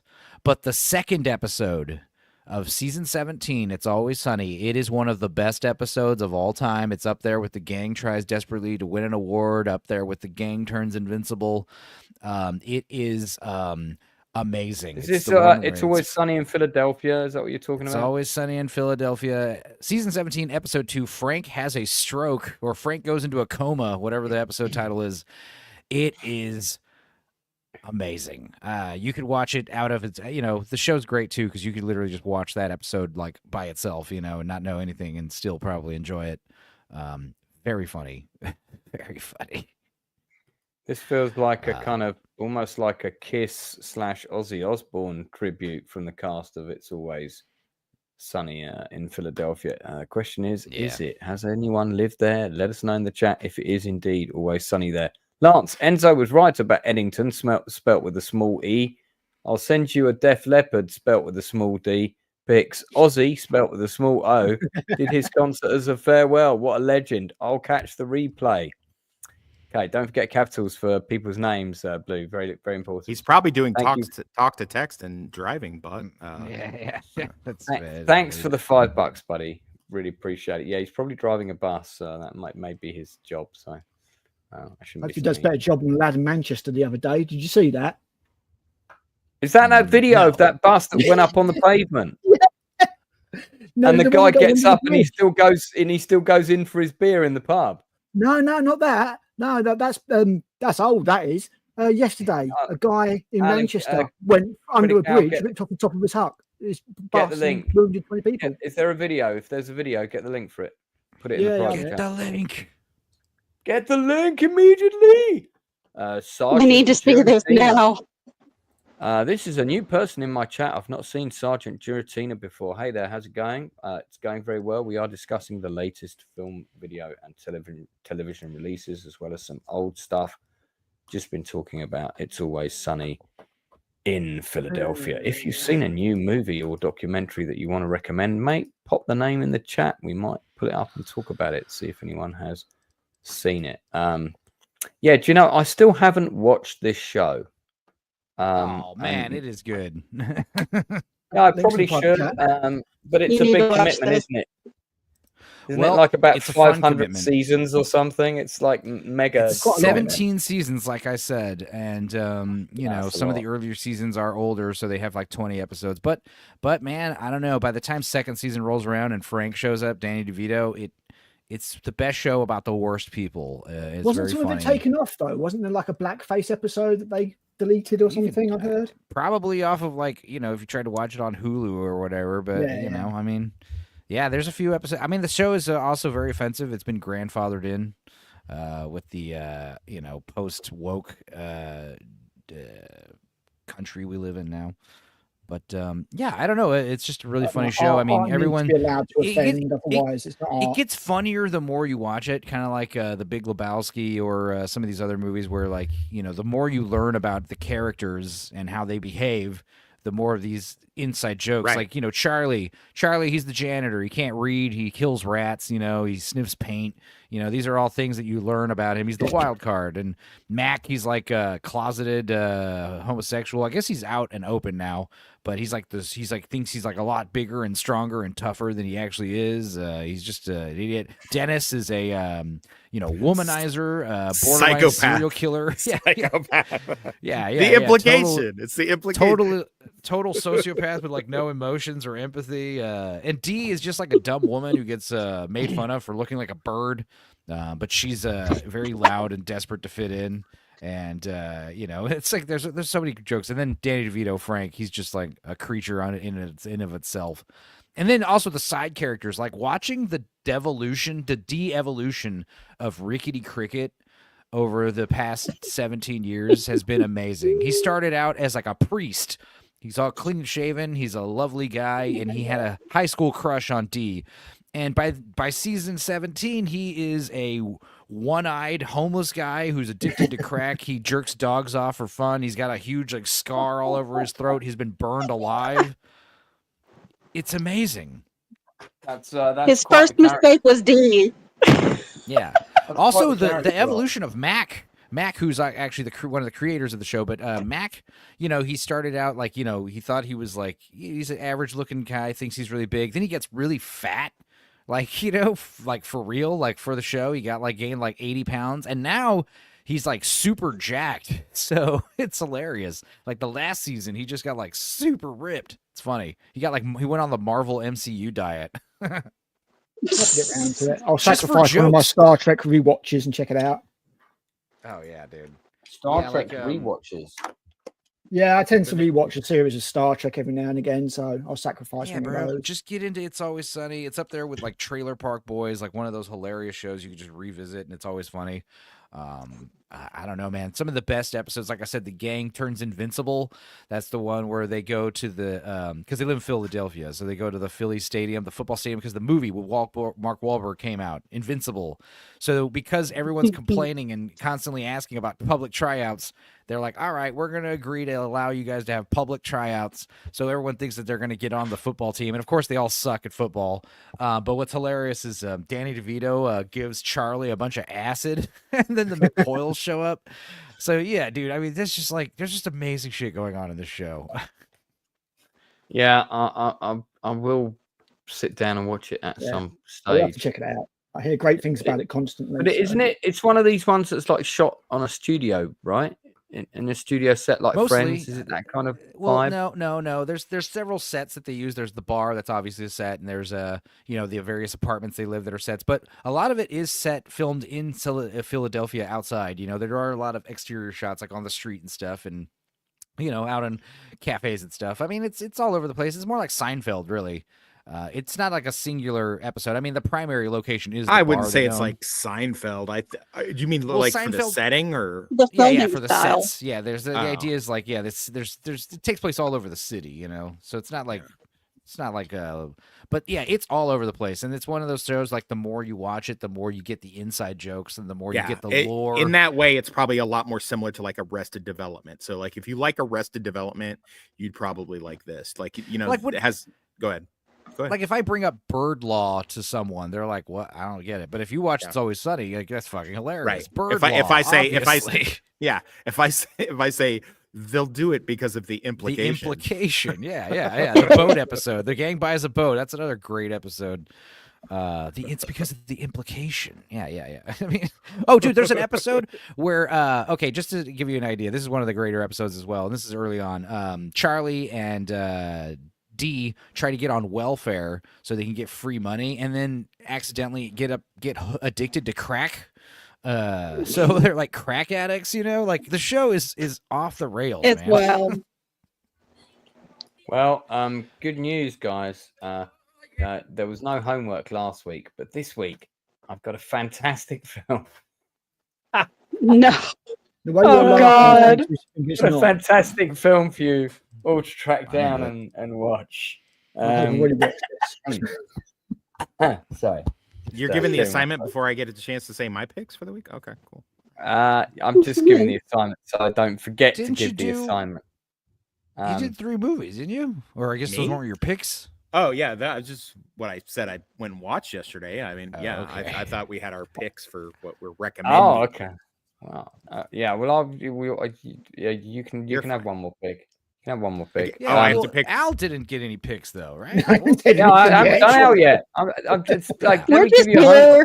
I'm not ending the show, guys. I'm not ending the show. I'm doing the homework so I don't forget the homework. Well, usually a teacher gives the homework assignment right before the bell rings, so I don't know. Well, I'm a kick-ass, different kind of teacher, so you should. Yeah, you should know are. That one out. Yeah, you are, Okay. Professor. That's right, Professor Lance. So, good news. You may recall that Liam Neeson made this really rather shite film about a trucker going across the ice. Oh with a big God! Truck. Oh, you don't want me to Well, watch the sequel. At least I've already seen it. Well, yeah, good news. I don't know about this. Well, hang movie. on. Good news, Rachel. He made a second one. Yeah, he did. The sequel. I know. It's called Ice Road. It's called Ice Road Vengeance. Unfortunately, if you haven't seen the first one, it's a double bill of homework because you'll need to. So the first one's called Ice Road. Yeah, I have seen the first one, thankfully. The first one is called Ice Road. The second one is called is Liam Neeson. Now, just for a change, he's kind of like a sort of grumpy loner guy who's doing a loner kind of job, and he has a gun and he gets upset and he kills has a people. specific set of skills. Particular set of trucking skills that he's going to employ in Ice Road Vengeance. So, God, he has totally turned into that character from fucking Tropic Thunder, where he just does the same thing over and over again. Oh my God! Who opened the fridge? Look, this has got Tibetans in it. It's got some mountains. Liam Neeson's wearing a body warmer, so I mean, that's different. Anyway, check it out. It's got pretty girls on a bus. I'm really not sure what's happening. I'm sure this is supposed to be an. I know what's happening. Yeah, I've read. Yeah. They just watched. Whoever writes this just watched Ice Road Truckers and said, "I'm going to make a movie out of this." And then followed along with what they did. What if the guy from Taken was an Ice Road trucker? And look at this. There's definitely no green screen shots in this movie, as you can tell. Oh, that's totally authentic right there. We get the other but only one A team. That's crazy. The other reason as well is that the Bing Bing fan is in this film, so I don't want you to miss out. I'm a fan of Bing Bing fan. I'm a big fan of Bing Bing. I'm a bigger fan of Bing Bing fan than you're a bigger fan of Bing Bing fan. So, you need to check out the Bing Bing fan performance. I didn't realize you ran the Bing Bing fan club. Okay, all right. I am. I run the Bing Bing fan Facebook page, so it's called Bing Bing fans Big Fan Bing Bing's Facebook page. So bang bang Bing Bing fan. Catchy title. It rolls off the tongue. It rolls right off the tongue. It does, man. You want to start saying that when you're drunk. Anyway, so your homework tonight is to watch Ice Road 2, Kathmandu Disaster, or whatever the fuck it's called. Thank God they're both on the Plex Pass. And just aren't we lucky? Watch it on times 4 speed. Okay, Stephen King, what's this about? The Institute. Yeah, so this is what we're doing on Nadia's channel on Thursday nights, and it's based on the book of the same name, The Institute, and we have now into 3 episodes, so I got a little bit more of a handle on where they're going with the show. Is this a new show? It is. It is a new show, just premiered last week, and like I said, we do review it on Nadia's channel, and I think it's worth taking a look at, if for no other reason than it sticks pretty closely to the book, which is not easy to do, and the changes are pretty minimal, and I am a big fan of the 2 leads here. So I like Ben Barnes. A big fan of Ben Barnes as an actor. Yeah. So the source material is, you've seen it all before. It's basically the same story as Firestarter. It's supernatural TK and TP kids are, supernatural and have abilities, and this shady government agency is exploiting them. So I mean, it's basically that. But I mean, if if you're okay with that, then that's fine. And then Stephen King writing psychic kids? No. Shocking. I know. Shocking. Have they left the child orgy out of this one, yeah? Yeah. They've stayed away. Well, I'm not sure if this cravat is anything to go by. Oh my word. Let's go back. Oh God, no. Yeah. Okay. So did that, and that's still ongoing so far. 3 episodes in.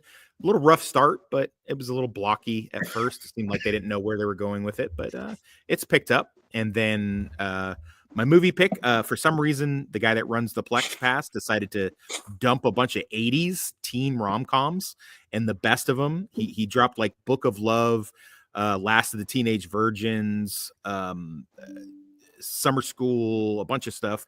But one of them he dropped was Just One of the Guys. That's probably my favorite of the group, and probably had a big impact on me when I watched it. The first time I ever saw boobs. That was the third we ever did. So is it? Oh wow! It's on my channel. It's very funny. I was showing what did you do? People who'd never seen it. What did you do with the boob scene? Did you? I covered it with logos, but we definitely. The thing is, the boobs are allowed on YouTube because the movie's allowed on YouTube. Yeah. Yeah. So maybe I'll do that as a members only video, the uncensored titty video. And it'll just be like us complimenting her perfect teardrop shaped bosoms. Oof. Man, we joked about how okay, so you have this guy who's like this little guy, he's your friend, and he reveals to you, I'm actually a woman. And he does so by opening his shirt and revealing like 34 double C, whatever the hell, like perfect rack. Perfect rack. And you're just like, and you get mad at her. You're like, what the hell, bro? I mean, it was 1985, to be fair. I would be in a situation where I'd be like, okay, let's talk about this for a second. You have to keep in mind this is also in a world where he's ignoring Sherilyn Fenn. Like Sherilyn Fenn is running around, and she's supposed to be like the B tier level chick or whatever. It's like, dude, are you serious right now? Like Sherilyn Fenn was like top tier, So you think your friend, your little friend, is like actually gay. He's got a crush on you, and you're like, okay, how are we gonna navigate this? And then, like I said, he reveals he's actually an extremely busty woman. Right. So I think most guys might come around to this. When was this released? 88 or something. 85. 85. Right. There you go. And but yeah, the main girl, she is a babe. Is this a recommendation or is this a warning? This is a heavy recommendation. Yeah, like all hilarious. of them that he put on there. I don't know if somebody in the group tapped Brandon to just put a button. I imagine that's the thing. Somebody PayPal'd him and was like, "Hey man, I've got a hankering for a bunch of 80s rom-coms. Can you just dump a bunch on there?" And he just dumped, because I turned on the Plex server yesterday, and it was just a bunch of rom-coms from the 80s were just all over. Summer School, Just One of the Guys, freaking what did I say before? Book of Love was on there. That's a great one too. Like all of them were just bangers, that I spent. Summer School's a good movie. Was Better Off Dead on that? It wasn't on the most recent list, but he does have Better Off Dead on there. He's got a great collection. Every now and then he usually doesn't like to just do one movie. He usually won't listen. If you just give him like one title, he won't do it because it's not worth his time to download it to the server. So usually it's like, hey, I'd like to get all of the Lord of the Rings movies or something like that. And he'll just do that. You can watch me and my cousin and this random girl named Veebs watch Just One of the Guys in that link I sent. Yeah. Plus it's got what's his name from Cobra Kai is in it, playing the 80s. Plays the same guy. Yeah, basically playing the same character. Johnny Lawrence, same exact character. Yeah, it's like Johnny Lawrence was embarrassed after the karate tournament in '84, and he went to this changes other high his name, school. Goes to LA, and then he gets his ass handed to him by another nerd who's a girl. You should have led with that, and then I would have wanted to watch it. Well, I'm telling you now. Yeah, so I'm actually surprised movie. I thought this was like common, like everybody had seen. Like for me, this was on Comedy Central all the time. This show. Yeah. Growing up, this is one of those things where like this was almost everybody in junior high's like first boobs was this movie. Like, they would return this tape to the video store and it'd be like worn out at the boob part because The plot makes no sense because, like, basically this girl Terry, she's a journalist, aspiring journalist. Yes, and she's the not patriarchy a great will not. journalist. Yeah, the patriarchy doesn't want her to be a real She journalist. thinks that she's not getting these articles or getting all these credentials because she's a woman. So somehow, I don't forget like the logistics of it, but she just goes undercover as a boy to another high school. Like, I don't know what happens. Yeah, this was the cover. This was the cover of the film in the UK, and it was. She kind of looks like Michael Jackson when she's a boy. A little bit, right? A little bit, yeah. But yeah, she basically goes undercover as a boy to write an article about what it was like to be a teenage boy. But then the best part is at the end, she realizes, like, no, I actually am not a great journalist. They were being fair when they were grading me. But also I love how the young brother, he's like a super horn dog. He has like a wall covered with pornography. Yes. And then on top he of that, gets Sherilyn Fenn. He gets Sherilyn Fenn at the end. But that's what's so funny is at the end of the movie, they're all like laughing and celebrating at the street, and like a 40-year-old like biker lady pulls up, and for no reason whatsoever, the little brother like looks at her, and it's like love at first sight, and he hops on the motorcycle with an old lady, and they drive off, and everyone's laughing and waving, and we're presumed that we never see Buddy again. You know, like Buddy just goes off to live in his face appears on a milk carton 2 weeks later. Mid-80s, Sherilyn Fenn was just. Dude, she was. Oh yeah, her little friend too was hot too. The blondie. Yeah, every chick in this movie is like smoking hot. Oh, the nerds were insanely over the top. That's what I said. I said that. Yeah. He literally plays the same character. He's almost got the same wardrobe. He's the same. Lance. I will tell you. It is the same character. He lost because Karate Kid came out in 84. He lost in 84. His karate instructor totally embarrasses him out in the parking lot. So he moves zip codes and goes to another thing where he leaves karate alone and just gets heavy into weightlifting and becomes a school bully here. But then another pasty faced nerd, artsy guy beats the shit out of him at homecoming. And it's and then he goes and when he goes off to college, he joins the swim team. And also gets embarrassed there as well. Did you know? If you know, a Cyndi Lauper song that was part of the official music video for this. So yeah, Cyndi Lauper, right? And I'm Cyndi Lauper from Just One of the Guys. Yeah. So Just One of the Guys, How to Be a Guy scene. I always liked this movie more than like Revenge of the Nerds and a few other these classic 80s movies. Really? Mostly just because the main actress is so hot. She's really good looking. She aged good too. I saw her. She did one of those Go ahead. Let's look at the scene where she attempts to, because it's on YouTube and it's pretty short. I might get away with it. Let's look at the scene where she attempts to go to the bathroom. I swear to God, I show titties. Which I think is I think this is part of a compilation montage moment because music's playing. Oh, you got to mute that. You got to mute that, Lance. No, it's fine. Oh, really? Is it? Nobody cares about this music. I care. That's it. Why would you highlight that part? What's so random? I don't know, dude. I've never seen it before. I thought it was gonna, from what you were saying, it sounded like it was going to be really amusing. But I guess we didn't tell you to play that clip. What are you were on your own on that one, Lance? What are you talking about? You can't blame us for your choices. Is Tom Cruise in this film? No. Are you sure? I'm positive. 100%. Pretty sure. That's pretty funny because like somebody says this nerd looks just like Tom Cruise in this clip. I think that Terry winds up making herself look like Ralph Macchio kind of. Ralph Macchio, yeah, which is funny because of the whole Karate Kid reference. Oh yeah, see the nerd with the glasses on the end in the left. They are the worst. They have a great scene. It does look a bit like Tom Cruise. I'll be honest. It does look a bit like him. These two dorks. They pick them on different teams to play kickball or dodgeball or something. And when they pull them away from each other, they start doing like alien screech noises and stuff. It's really funny. I don't know why that's so funny, but I remember there was a good joke we made on film. the We Watch where the guy's name is Reptile because he brings fucking lizards and snakes everywhere he goes. And there's one point where he's got they're in a gymnasium and a chameleon lizard shows up on the bleachers and he shows up and he's like, "Oh, I've been looking for this fella." And I was like, God damn, it's good that you found him. They camouflage, so it's a good thing he was bright green. Jesus. You would have lost that guy. Meanwhile, in Greater Manchester, this just in from Critical. This is how we drive buses in the UK. If we're thinking the bridge is a bit low. I mean, was this on the normal route or what? Nah, it's a different route. And he the wrong way. There's people in the top deck as well. Hanging about.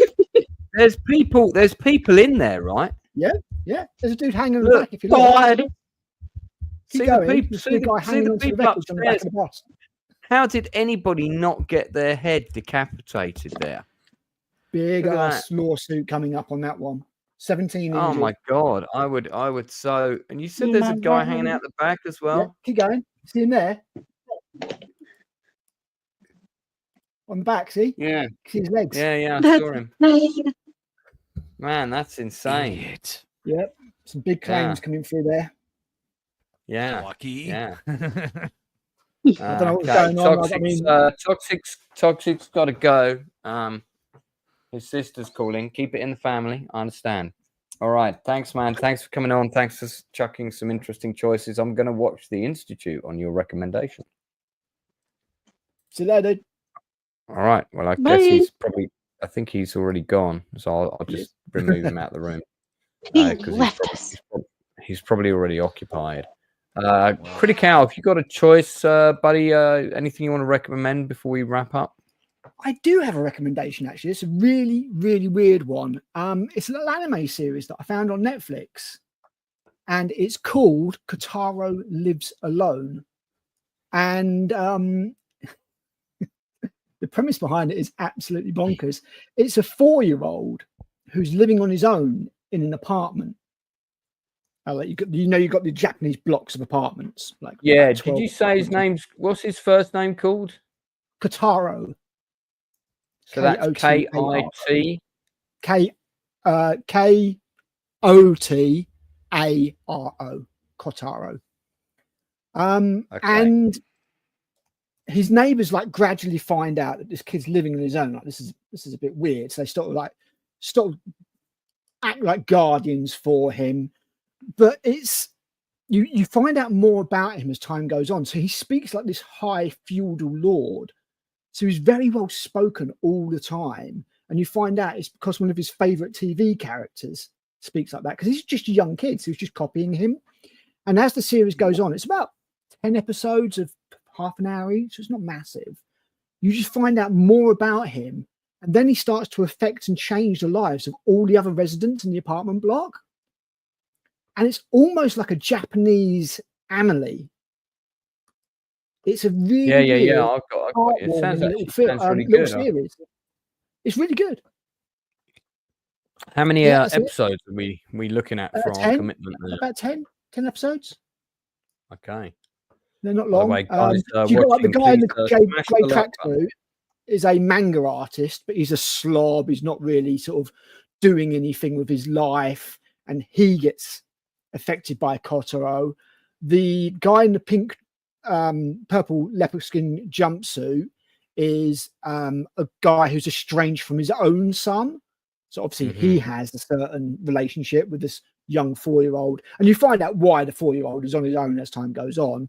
And then the girl on the far end is in like an abusive relationship with her boyfriend. And, you know, she gets something out of the relationship as well. It's very much recommended. There's certain people who go around going, oh, it's child abuse. It's like, it's a fucking anime. Get over it. It's meant to be a really nice, heartwarming little thing that just all these little character dynamics, the way they interact with each other. And it's really sweet. This little boy, Kotaro, and, you know, his look on life and how he's been forced to grow up. But he's still just a child. So he still does child things that almost views them from a different perspective. He's viewing adult things from a child's perspective. Yeah, well worth watch. I'd give it a solid 8 out of 10. Okay, we binged the hell out of it, and I really enjoyed it.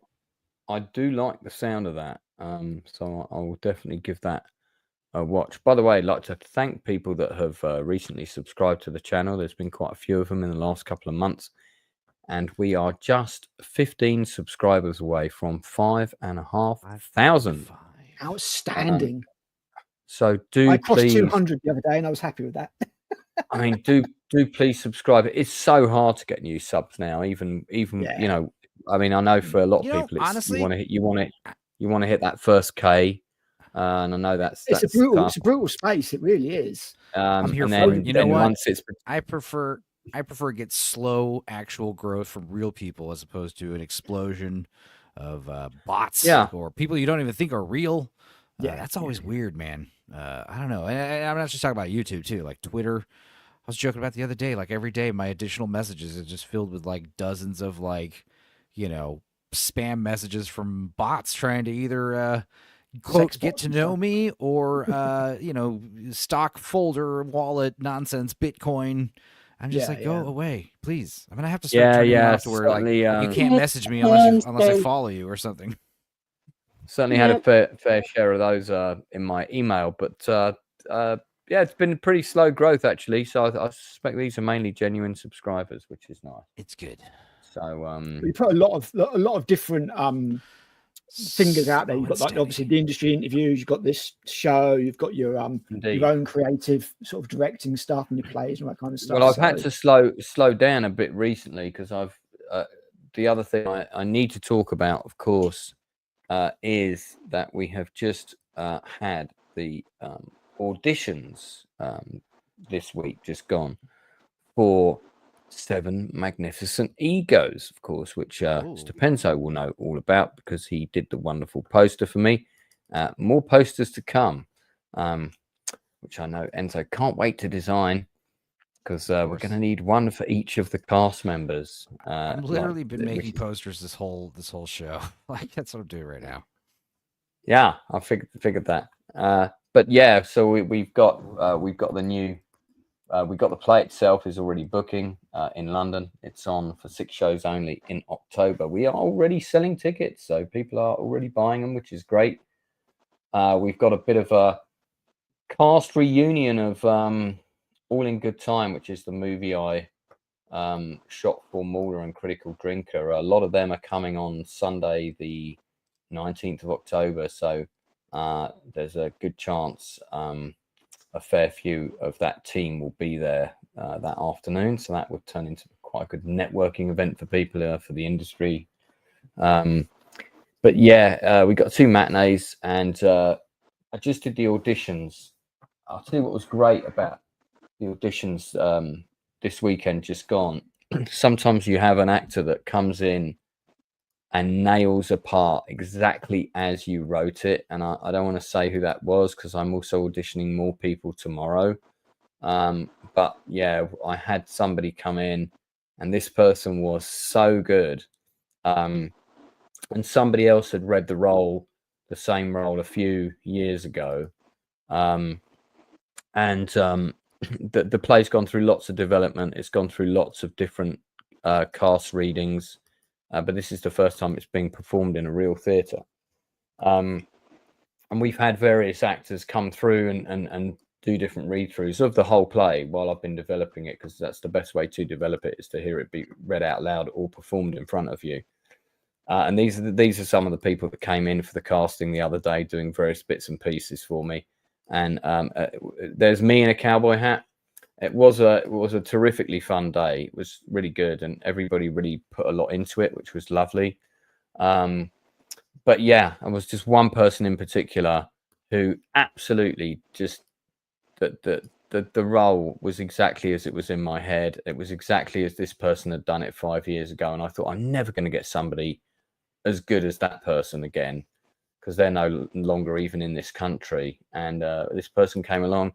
They did it as good as them, and they added in extra things that I hadn't seen. So I was thinking, oh shit, yeah, this is great.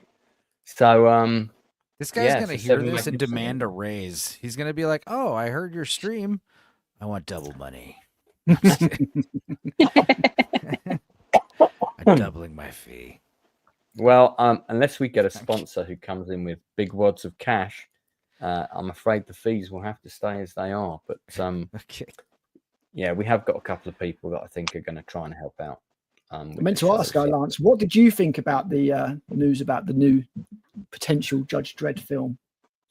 I think that would be a good topic to end on, actually. You know, yeah, I've just done a video on it, so I know your thought.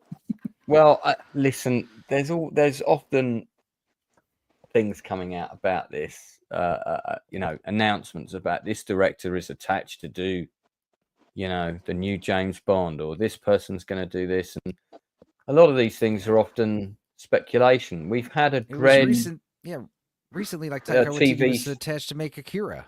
And Akira's fallen through. Right. That's why he's gone for this. Yeah, and I mean, we've had a Mega City 1 Judge Dredd development, a TV show in development. It's been in development hell now for about 5 years. It was supposed to shoot before the pandemic. There's been arguments over the content of the show, what direction it should go. Certainly, what's his name from the Dredd movie was in talks to reprise his role for this at one point. Carl Urban, thank you. I'm for the record, so I'm a massive Dredd fan. I would absolutely, I would love to showrunner this TV show. I know the Judge Dredd world intimately, certainly for the first 500 issues. I know exactly which story I would start with, and I know exactly what would be the end of my season 1 of this show, and the end of season 3 would be the coming of the Apocalypse War. That's where you're going. Yeah. It seems like the kind of thing that should be a TV show to me, like Hellboy. I agree. I think another director doing another version of Dredd we're just going to see another director's vision. We're going to get slightly different costumes. They might do a Judge Death movie, which I think would be a great idea, because Judge Death is how I would end season 1, with Judge Death, with a Judge Death story, which I'd leave on a cliffhanger, and that go into your season 2, and then your end of season 2 would be your Block City Wars cliffhanger, and then the story through season 3 would be Block City Wars plus regular kind of arrests being done in between that story until you realize there's actually a Russian agent poisoning the water in Mega City 1, and then I'd do that storyline, and then we would go into the Apocalypse War, and season 4 would end with the judges doing their mission to go and take out the Soviet city by putting that Twister missile down into a bunker and then going down into the tunnel into the bunker. If anybody knows that story, it's so filmic. I mean, that was one of the things. There's so much untapped potential there. There really is. I mean, it's crazy that we hadn't had anything more. It's a real shame. Like, there was I don't know if people know this, but there was a Dan Dare television show. We talked about this with one of the creators of 2000 AD. Yeah, we cover this in the industry interview. There was a Dan Dare television show that was in development. It was announced in the pages of 2000 AD. They did publicity stills for it and everything, with a certain actor attached to play Dare. I forget who, but there was a picture of him in the costume, and it was going to be the Dan Dare of not the Eagle comic. It was going to be the Dan Dare of 2000 AD, 1979, very American. Battleships, all of this kind of thing. And I've actually got it's from a story called The Legion of the Lost Worlds, which would have been, again, it's very filmic. It would have made great television. It's a war story, really, with lots of spaceships, lots of fighting. And then, lo and behold, even though Star Wars had not that long been out, they suddenly realized doing this is going to be quite expensive. And it all kind of fell apart because the technology wasn't quite there. Doing model space work that looks good, is very expensive back in the 80s. So that didn't happen. But of course, they could absolutely do that Dan Dare story now. But it's very action American orientated. I'm not sure how well it would go down. This is the cover for one of the endings for that. I'll show you. Go ahead, Rachel. I don't think that they have faith in a property like that anymore. They're only going to stick with something like Judge Dredd because that's more recognizable, and people have an affection for the last movie that was made, so they're trying to hitch on to that. And you're right, there's so much potential in Judge Dredd's universe. Yeah. So much potential, and they don't see it. They don't see the potential. They just see the slap that name on a poster, get it out there. Let's see what kind of reaction we get.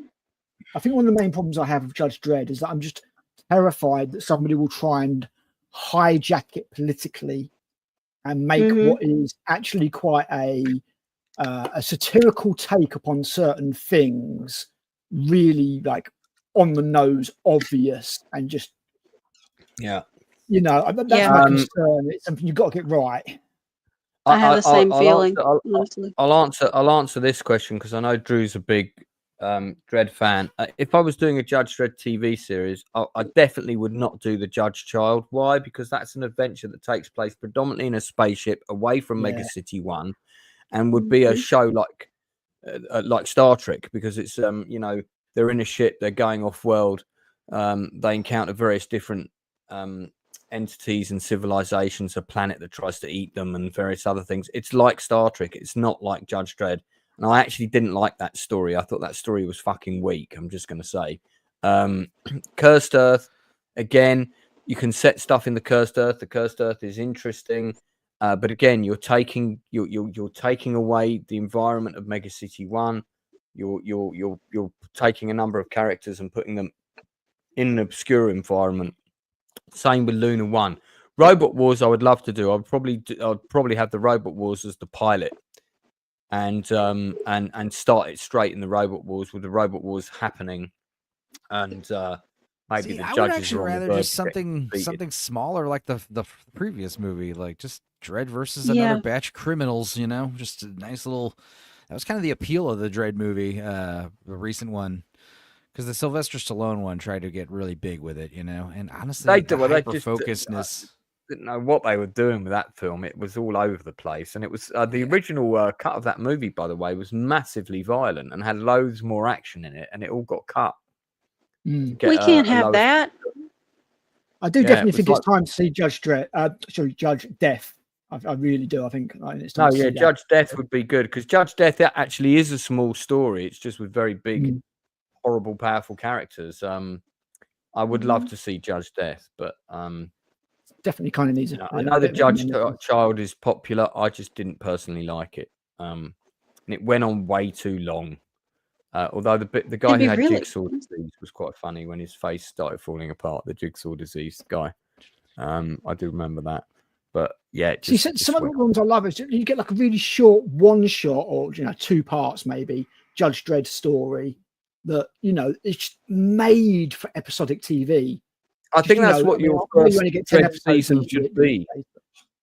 Your first season of Dredd definitely should be kind of episodic, almost like Law and Order Judge Dredd stories, where you can start hinting at something, at a bigger arc that's coming, and your big mini arc at the end of season 1 could be Judge Death, and you could have a little subplot about the people trying to get the things to get through to that evil universe wherever he comes from, the Hellverse or whatever it was called. I can't remember now. But I mean, like for a film, Judge Death would be great. For a TV series, you work up to it. But the thing about TV series is it gives you so much more scope for world building, which is nice, because there's so much complexity to the world of, Judge Dredd and Mega City 1, or obviously the other Mega Cities as well. I think maybe not go quite as stereotypical and borderline racist as some of the other cities. Well, I still remember the Australians with cork hats. The main question I was really being asked here is, what do I think of Taika Waititi? Yes, sorry. Dredd. Shit. And tangent, wasn't it? Well, I mean, listen, it's just having a new Dredd is worth a debate on its own. Do I think Taika Waititi could do a good Dredd movie. Controversial. I actually think he could do a good Dredd movie. I do as if well. he just sat down and made a small.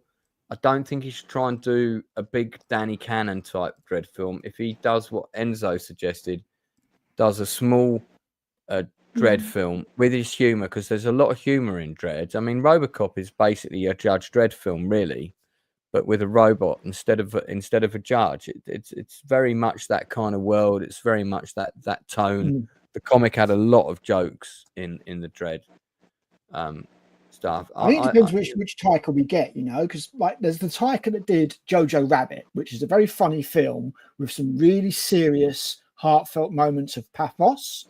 Yeah. If we get that director, I think we could have a good movie. If we get a Marvel Taika Waititi, then Yeah. But this is the guy who said, "I'll destroy your mythos in a moment, baby," or in a minute, or whatever it was. Yeah. I defend Taika Waititi a lot. I love his first batch of movies. Like Boy is his first movie. It's so good. Eagle versus Shark. Eagle versus Shark. What We Do in the Shadows. What We Do in the Shadows. The Hunt for Wilder People. Those are all excellent movies. Those are amazing. Boy is a really good movie. But yeah, like I mean, Thor. People didn't like Thor. I mean, it's a Marvel movie. It was funny. It was a little silly. I didn't mind Thor. I thought Thor was all right. He can do I big like Ragnarok. adventures. I hated Love and Thunder. I nearly walked out. Oh right, I didn't see that one. I forgot. Oh, it was bad. It was parody. The point is, I think he's got more wins under his belt than misfires. But the point is, I'm more worried about the writer of this movie, the guy who wrote Hobbs and Shaw, Fall Guy, Iron Man 3. What's Drew Pearce? Yeah, that's the problem. That's the big red flag for Dredd. Oh, okay. So Taika's not writing it. No, he's probably putting. He says he's a fan, but I mean, he's putting his 2 cents in, I'm sure. But yeah, like Taika Waititi, I'm way less worried about that than Drew Pearce is the writer. And that's my new thing. Like, so-and-so's directing. Who cares? The director basically just takes orders from producers, frames shots. I don't know. But when they say, oh, the writer is like this person who's worked on nothing but Marvel nonsense and I mean, did he write the Marvel films, or was that a different? He did Iron Man 3 and a few other ones. Let's see some. No. Sorry, Taika Waititi, he didn't write Love and Thunder, did he? Or did he? Yes, he did write Love and Thunder. That's why that's so bad then. Did he? But he's the sole writer of Thor, Love and Thunder. He is the main writer of Love and Thunder. True Pearce. I think it's one of these things where if he can rein himself in, and people can rein him in, you can do something good. But sometimes it's like when mad, and that's what we end up getting: screaming goats. Yeah, when he first started, it was more of a collaboration, so it was ideas bouncing off two people. And not just him. When it's just him, he doesn't really pull back when he should. Yeah, exactly. It's kind of a James Gunn situation. Jennifer Caton Robinson. Never heard of her. Yeah, she's the co-writer, and she did the new I Know What You Did Last Summer. She did. Someone Great, Unpregnant. So that might be your culprit. That might be your culprit right there. I think Taika gets paid extra to fall on the sword type thing. Yeah, sounds like it. I'm a fan of Taika Waititi. I mean, I think people like a bunch of man babies who didn't like the new Thor movie, comic book Marvel bullshit movie. They discredit the dude's whole career because you hurt my feelings about the superhero. It's like, bro, he's made great movies, so calm down. I think a lot of people just give him unnecessary hate. Now him making Akira again, that was like, I don't know about that. I mean, I was like, I'm just as skeptical as everybody else. I'm glad it fell through. So don't get me wrong, but yeah, I mean, can he make a big action Judge Dredd movie? It just depends on the Judge Dredd story you're doing. I could totally see Taika Waititi doing an appropriate Judge Dredd story. Obviously, that's going to have more laughs, but the comics were pretty fucking silly. He's been in director's jail for a while. He's been doing mostly producer stuff by looks of things. Well, you never know. You never know what's going on behind the scenes. That's true. So before we wrap up, because we're paid over to sell their soul all the time. Yeah, man. Anyway, listen. He's not short of a few jacuzzis and Western sunset views. Before we wrap up, because we're over, so it's time to bring things to a close. Most regrettably, Enzo, how are you coming along with that new Back to Raving artwork? Because I know you've been working on it while we've been doing this. Well, I'm gonna have to bust out the old lasso tool for that one, so I haven't been working. Oh, okay. All right. But yeah. So, he'll for those people who have been following, I have a new book out pretty soon called Back to Raving at 50, which once again, the Stupenzolicious machine has assisted me with the cover for the book. It's going to be out on September 12th. It's just gone through, the usual kind of rigmaroles that we have to do with these things, which is a lot of proofreading and all of this kind of stuff. But it is going to be out pretty soon. Like I say, September the 12th, which is actually not even 2 months away now. So not that long. There were 2 copies coming to my house on Sunday when we were doing the casting, and apparently they arrived only never to be seen again. So where they went, who knows? But someone's got 2 copies of my 2 advanced copies of my book because they weren't delivered here. But there it is. Back to Raving. That is not the final cover. We're still finessing a few things, but it's nearly there. It's nearly there. We're not going to get a whole Californication scenario here where somebody else publishes it, are we? I should think that's pretty unlikely. But yeah, so the book will be available for pre-order soon. It's going to be a pretty interesting read, I think people will find. And you'll certainly get to learn a lot about me because there's a whole massive chunk of my life in that book. So that and Silver Screen Journeys probably covers pretty much everything. So between the 2 of them, you'll have the Lance Nielsen story. Okay, so apart from tonight, we're of course going to be back next week at the same time. I'm trying to pin down a couple of industry interviews at the moment, including one with Nick Rowe, who played young Sherlock Holmes, who of course I have worked with recently. I'm hoping to get him on before the end of this month if I can. So yeah, we'll see.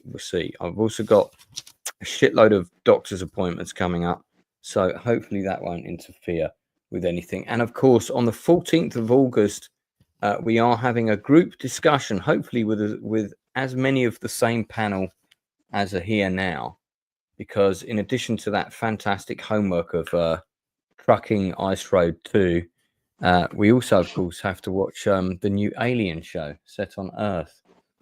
Is it out soon? Is that next week?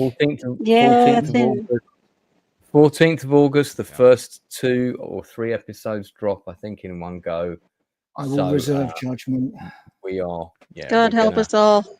Just like the new Predator trailer, they made it into a comedy. I was like, what? They have. This panel will be back to review that. Stupenzo, great fun show that you did again the other day. I do like waking up on my Monday mornings, turning on my phone, and then suddenly I can hear, so we're gonna watch Baywatch Nights soon, and it's I know it's gonna be fun times. So occasionally I muster the strength to come on. But how's all that going? That show's becoming a legend around these parts. People are like, bro, we don't deserve Baywatch Nights. I'm like, I know. I can't believe I never knew about the show. It's amazing. We're like on Baywatch Nights now. Meets X-Files. Yeah, it's Baywatch meets X-Files. It's insane. It's really wild, but we're enjoying that. But also, lately I've been doing a lot of movie commentaries for some superhero films, which is fun. This month we did Supergirl, and we did Supergirl last week, and this week we've got the Roger Corman Fantastic Four movie coming out. Oh, that's directed by my friend Albert Poon. Albert Pune, yeah. We've watched a few of the Punesters movies. Yeah, we're big fans of him over on Dorkside. So yeah, that's going to be fun. And then the following week is going to be The Shadow with Alec Baldwin. So yeah, we got some great superhero films up. Nice. I actually unironically loved both of at, these movies. I saw that at the cinema. The Shadow Knows. The Shadow. Yeah, we were joking about at great lengths how I thought it was the Shadow nose, like his nose, you know, because he gets a different nose when he puts on the mask. I was like, what's up with the Shadow nose? And they're like, it's the Shadow Nose, like with a K. And I'm like, oh. Yeah. Oh, that's why we love you, Enzo. Now, when you said you were reviewing a movie called Steel, I got really excited because I thought, man, the Shaquille O'Neal one.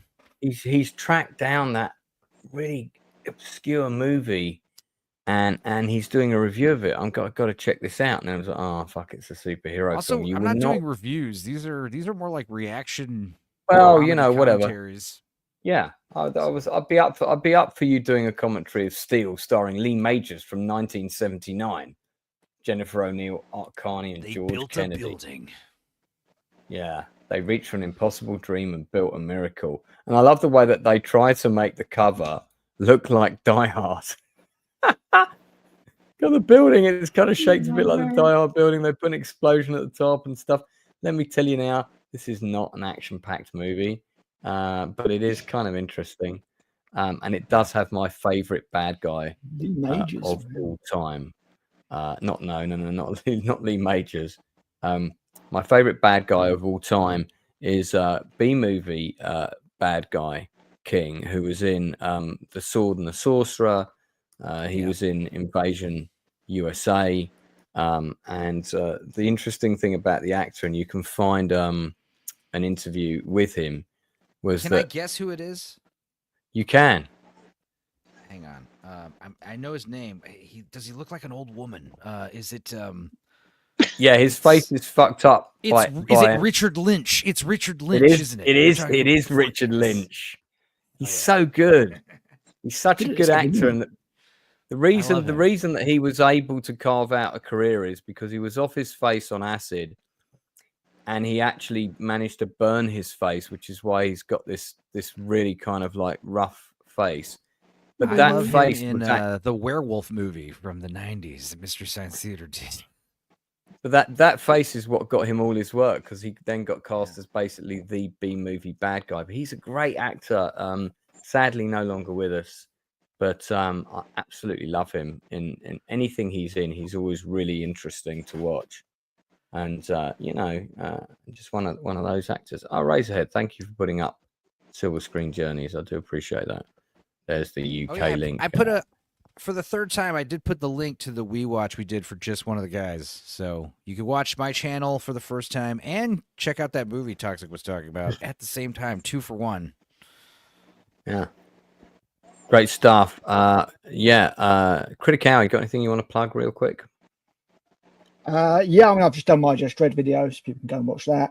The next video that I'll be going to do is about the live action Zelda casting and a certain person not getting it because they were never going to get cast because Nintendo wants somebody who's going to be able to do the role for 10 years. And that's not Hunter Schafer. Simple as that. I'm sorry. It's just that simple. Fantastic. Excellent.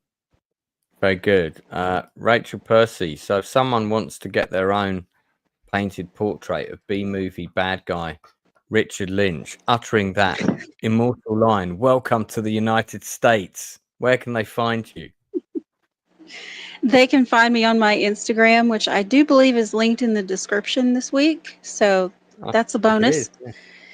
And, you can find me there if you need anything, want anything.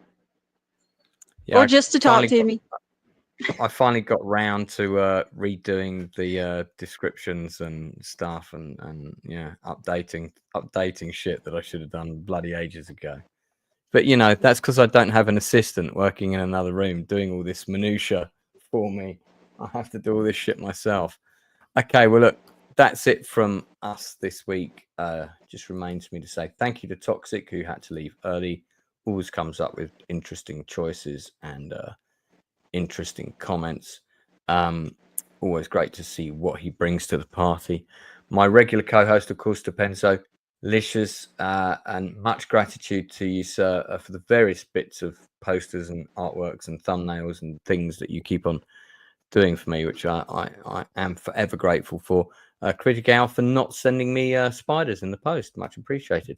So we're going to be back next week talking about Ice Road 2, Vengeance or whatever. Oh God. The revenge side. but also we'll be talking about some good movies. So and I think there'll be a new Chew the Fat coming up before probably within the next couple of Sundays, and then there's also a possibility that we're going to be continuing the next season of The Shield as well. So, and if, by the way, if you haven't watched that show yet, why not? It is so good. The whole thing is on Amazon. One of the best cop shows you'll ever watch. That's it from me. Thanks very much for tuning in. Do support my play if you can come along. Please do. If you want to just buy a ticket for the play to support it, you can do that as well. All the links are online. Thanks to everybody in the chat for coming on, all the regulars. Thanks, Flav. I did see you there. Yeah, James, great to have you back. We had a couple of new people pop in as well. Do always put a comment on if you're new to the channel. Do put a comment on, because this is the sweet spot at the moment where I can read out most of the comments these days, and I do keep an eye on stuff. We'll be back with this show again next Tuesday at the same time. Until then.